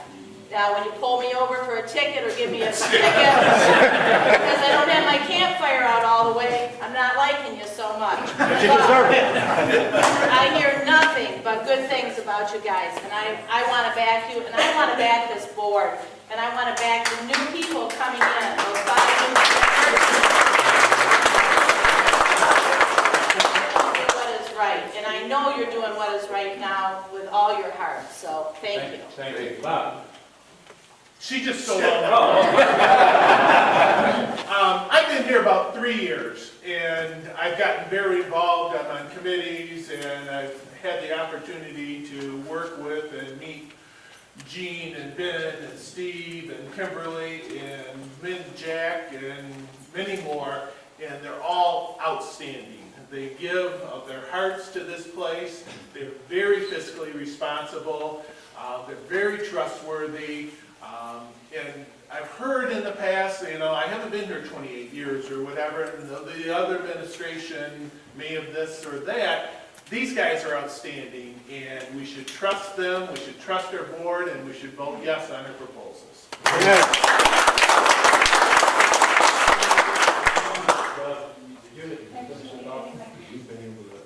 Yeah, just to follow up on your question about the 1.2 that we've delayed. A lot of it's going to the maintenance of some of the buildings, such as roofs, the roads, resurfacing of the roads, some just small, this building here, this roof structure here is way overdue for roof replacement. I've heard that. And then some recreational tennis courts and things that are in shape. So there's some small daily things in there. However, as a follow-up, what confuses me is when I look at the current budget, the capital expenditures expected this year, approved budget for the capital fund, page 10 of the current approved budget on the website, I see that the capital fund has a surplus expected of $186,000. And when you exclude the CC6 that we're doing and the money being transferred, we still potentially, according to the budget, are going to have a surplus of over $100,000 in the capital fund. And yet I hear we got $1.2 million of stuff that we can't even do in this part because we don't have any money, but we're not even budgeting fully the expected $430,000 capital revenue that we're expecting to get this year, which makes me scratch my head and think, why aren't we budgeting all the money? You're gonna go bald if you keep scratching your head. Go ahead, Andy, Kimberly. I have a reply, and I did tell you that I have it in the next footprints article. Okay. Part of this is protection for myself, for when I do provide comments, and it's misled outside of the park. So on camera, this is the answer that I'm providing to the park. But we did have $879,000 for approved capital for this year. Right. $500,000 at the beginning of the year was the proposed transfer. That changed to $550,000. So the additional $50,000 to next year's commitment was put into this year's budget, which actually left that at $429,200. Member capital contribution is $430,200, leaving us with the $1,000 difference, not the difference that you're referring to. Okay, let's go on. Sir, you haven't asked a question yet. We have this distrust issue. We have this $1.2 million delayed list. If you want to gain trust, put the list out. Put it on the front page of the webpage where anybody can look at it and then drive around the park and then agree that this thing needs to be fixed or doesn't need to be fixed. But that's the transparency I want to see. I have to go back to the Onion and search to find reports from forever ago. I disagreed with tearing it down. I understand I may be in a minority opinion. But we want to see it. Just put it out there.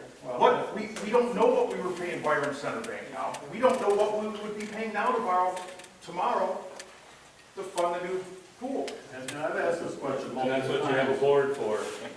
That's what we have a board for. That's what you want. And the board gives direction to what is divulged in terms of what's being spent on. And every year, you will get on the website, we have the defined list of the expectations of capital, where capital will be spent. That's budget, that's public. But So that's not, that's. but the list It's that about- being held up is not public. The list will change based on expectations or actions that could happen throughout the year. Right, but what we're asking for is actuals. And I understand, I can see what your budget is, Yeah. but that's not necessarily what you're gonna end up, like you said, it can That's change true, per but year. we still have to stay within the budget. So That's that true. should be good enough. We're not, again, I'm going back to, this is not a member-operated park. It's a board oversight, staff-operated park. You gotta trust your board, and they give me the parameters to work in. So you want anything other than that, you gotta get the board to change. Yeah, I think we beat all this other stuff to death here.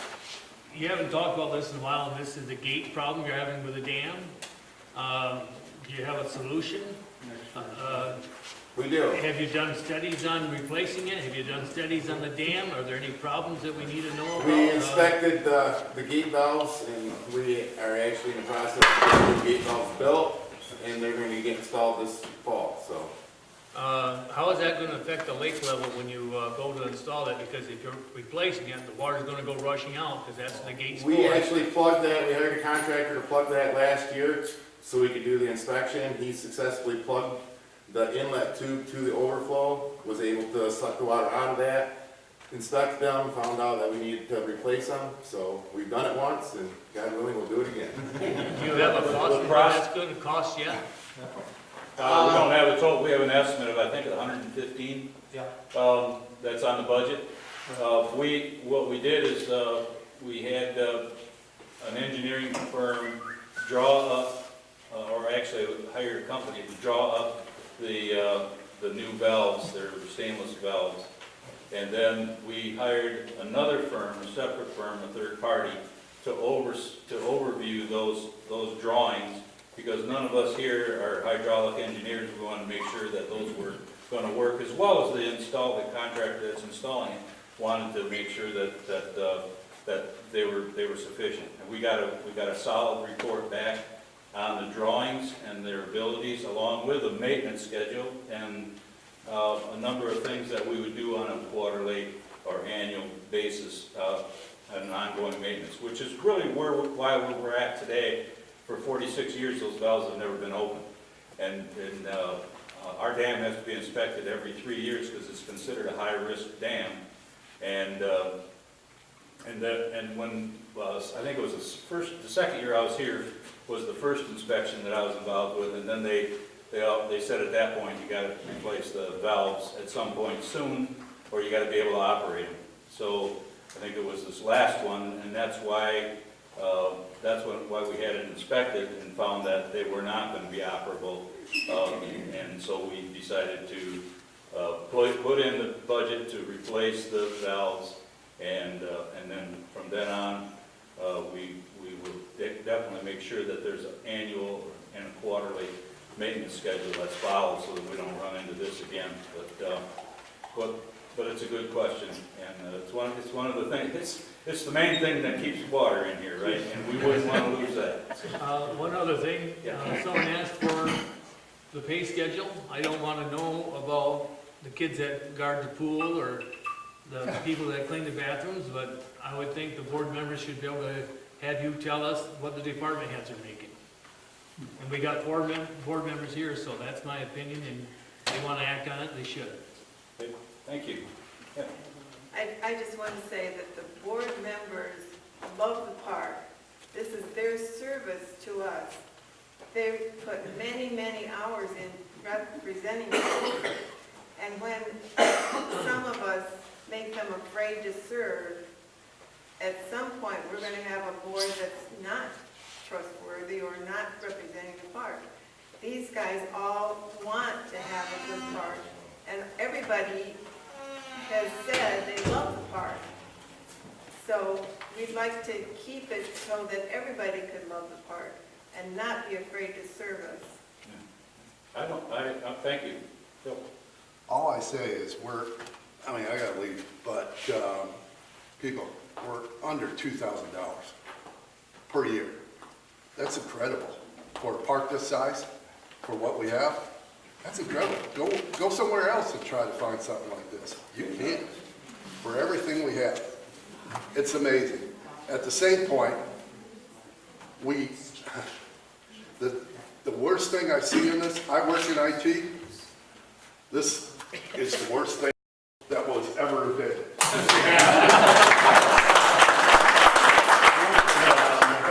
Jim? I don't know if this would go to Eugene or probably to the board, I don't know if Mike can answer this. Two things. One, I think if we pass to build a pool and then tell people we're not gonna build it for 4 or 5 years while we save up part of that cost, they'll go berserk, and I wouldn't blame them, because people want a pool, that's the only reason they vote for it. Two, the question is, when the number was put together for what it would cost to build the pool, wasn't the idea of an interest rate and loan figured into that? So that's already in there, so it's not like it would be an additional cost that would come from somewhere else, that was all part of the plan. No, the cost of 2.75 million, which was the original estimate, was for the construction of it, Jim. It was not for, it didn't include any interest. So, we can talk about this. I thought there was about $300,000. In the overall 10-year plan, there was, yeah. But not in that line item, sure. So. Just a follow-up question on the pool building. This is really directed towards board members and even the candidates. What is your vision, assuming we move forward with the pool building, for managerial oversight of the actual construction phase? I've heard horror stories about what was promised the members for the rec center and the water park that didn't materialize. And I want to make sure that, you know, assuming we start construction in September, when everybody disappears and all the committees go away, and the only people left to run the show are the staff people, how do we administer, how do we manage, how do we oversee the actual construction so that what the members get promised actually materializes over on the North Shore? What's the board's vision for that? How do you see that structure, planning committee, ad hoc, you know, whatever, to actually run the project? How does that happen? I'll answer that unless Joel's got something he wants to say. Just Most times, a place like this will appoint a representative, probably our head of maintenance, to oversee the job and work directly with the general contractor to make sure that what's on the print is what's being done. You know, I've done a lot of construction projects, and that's usually how it goes to ensure I'm just that, that during the off-season, though, you have to understand that everybody disappears and goes to Florida and takes off, and there's nobody here in the park. That's why we appoint our representative.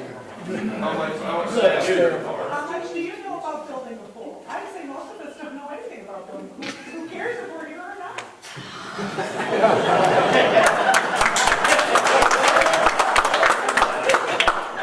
All right, folks, it's 11 o'clock. I'm going to take some final comments or suggestions, and then we're going to go on with our day. Can I ask one final question? Give somebody else a turn. I'm going over here. I just want to say that, you know, where we started this today was talking about the Sandy Piners Forum and all the negativity out there and stuff. So, you're not going to have this many people together without some people being negative. But the good people here that want to be here, all I can ask is stop fueling the fire. If somebody posts something negative, just blow past it. They're looking for responses. They're looking for you to comment. And then that's how they get into the interaction. Just, if you let it die, just like your fire, you quit feeding it, it's going to die. Just let it go. Let me say one thing. Yes. We're all Americans. If we want to get the job done, we're going to get it done. Back in the 40s, the Berlin airlift, the Russians closed all the roads and closed the railroads, and we had to fly everything in. 600 tons a day had to be delivered to Berlin. The biggest airplane we had would only handle 20 tons. They were still the old prop jobs. We landed one every 6 minutes. We took one off every 6 minutes, with only 3 minutes between them. We got it done. We done it for 19 months. let's not give up on the park. If we have a disagreement, let's work together like we did then. And we got the job done, and Berlin, West Berlin stayed ours, and the Russians never took it away from us. Thank you. Thank you. She hasn't said anything yet today. I'm Mary and Dave, we live at 482 over on Bakeries. This is our fourth place here on and off for 30-some years. I'm sorry if this is already on some website, I hardly get on there, but I may be wrong in what I feel, because I'm not I'm not to meetings, I'm not on there to see, oh, this was already talked about, this was already posted, Mary. So, a couple of things. We all love Sandy Pines. I don't know how we're gonna vote. I'm being straight with you. We're on the fence, pro or con. But to you, gentlemen, I appreciate what you're saying, but we raised 5 kids here, and now we got 12 grandkids, and they come a lot. But 30-some years ago, for that side of the thought, we didn't have a whole bunch of the new amenities that you don't think your kids will come here. They will still love Sandy Pines. We had dirt roads, the Pizza Hut shack, and I like amenities, I like some of them, I'm not saying they're bad, but why do kids need necessarily all that stuff to sometimes love Sandy Pines? Because our kids, our adult kids are 40-some on down, and they still talk about the days of Sandy Pines, and they still wanted to come without some of the extras. Now, back to the information, and you said, sir, I think you're the head of this, or one of the heads. I'm running this. Okay, well, whoever you are, sir, you said, sorry, I'm being late. In all due respect, when you said, well, we post the list of what the improvements are gonna be, or proposed, whatever your needs and wants are each year, I feel that internet is, there's a lot of negative and bad on there, but it's still a free country to say what you want.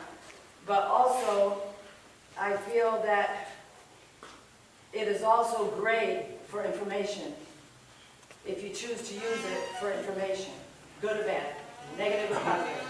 And I feel, and maybe this is where I'm saying it might have already been on the site, so forgive me, but I feel the list, like this gentleman said, of what you want to see before you vote. Don't do it once a year. Propose some of the ideas are, this is where this capital, whatever, and at the bottom, put your rider, subject to the change of the board's investigation and voting, to protect you guys, cover your you-know-what. But then, at least we see proposed, this is the size of a proposed pool. We're looking at just a pool, or are we looking at a pool and a building attached to it for this or that? A rough rendering of one. Information before a vote. And then my last thing I want to say is, and I don't know if, again, if this has been talked about, do we have 6 more years of the golf course assessment? I believe 7, I think here, this is 6, 7? 7 years. Well, and again, I don't know how I'm going to vote. I don't know. But if it doesn't pass, look at less money for 5 years or 4 years and pick up some of that. I know the golf assessment's only for the golf course. I understand that. But when it's over, you're going to have another $150 a month that we were used to paying. Anyway, maybe have a vote for a 5-year, 6-year, what's left of it next year. Let's just say 5 years is left. Have a proposal to budget your money for the 5 years, ask us for, and then in that 5 years, when the golf course is over, it seems like you could put it on the same wording, that you'll extend that 150 for the next 5 years. You know what I'm saying? Nope. Because in 5 years, you're going to have 150 more that we've been used to paying out for the golf course. So if this doesn't pass, go for less money, less years for your capital improvements, and then in 5 more years, when we're not paying that extra 150 for the golf course, the membership might agree to pay more dues then. Okay, all right, thank you for your comments. I have one last question. I promise it's my last question. It has to do with email. You know, one of the things I find a little frustrating is I can't send an email to either the board chairman or the entire board. I can't send an email to the rules committee chairperson or the entire rules committee or the tech committee. Why can't each committee chairperson and each board person and the entire board have email aliases set up? And if you know what an email alias is, it's an alias server that contains a list of all the emails, and you send it to the, and everybody gets the email. It's frustrating to me if I want to apply to a committee that I have to send it to Kathy, who then forwards it to a chairperson. Why don't I just send it straight to the chairperson? It's a little frustrating communication-wise. Tim wasn't answering to that. So if you want to send an email to the board of directors at sandyfines.com, it will go to the entire board, and the entire board will see that email. That change was made about a month ago. And I'm sure in the future we can look at. We have a rule, we have a chairperson of the rules department, we have a website, or an email for that position as well. Right, and so it'd be good to have at least the chair of each committee, if they had an email, that would really help. Was that announced in the footprint? Slowly, we're catching up on technology. They're at the time. I'm done.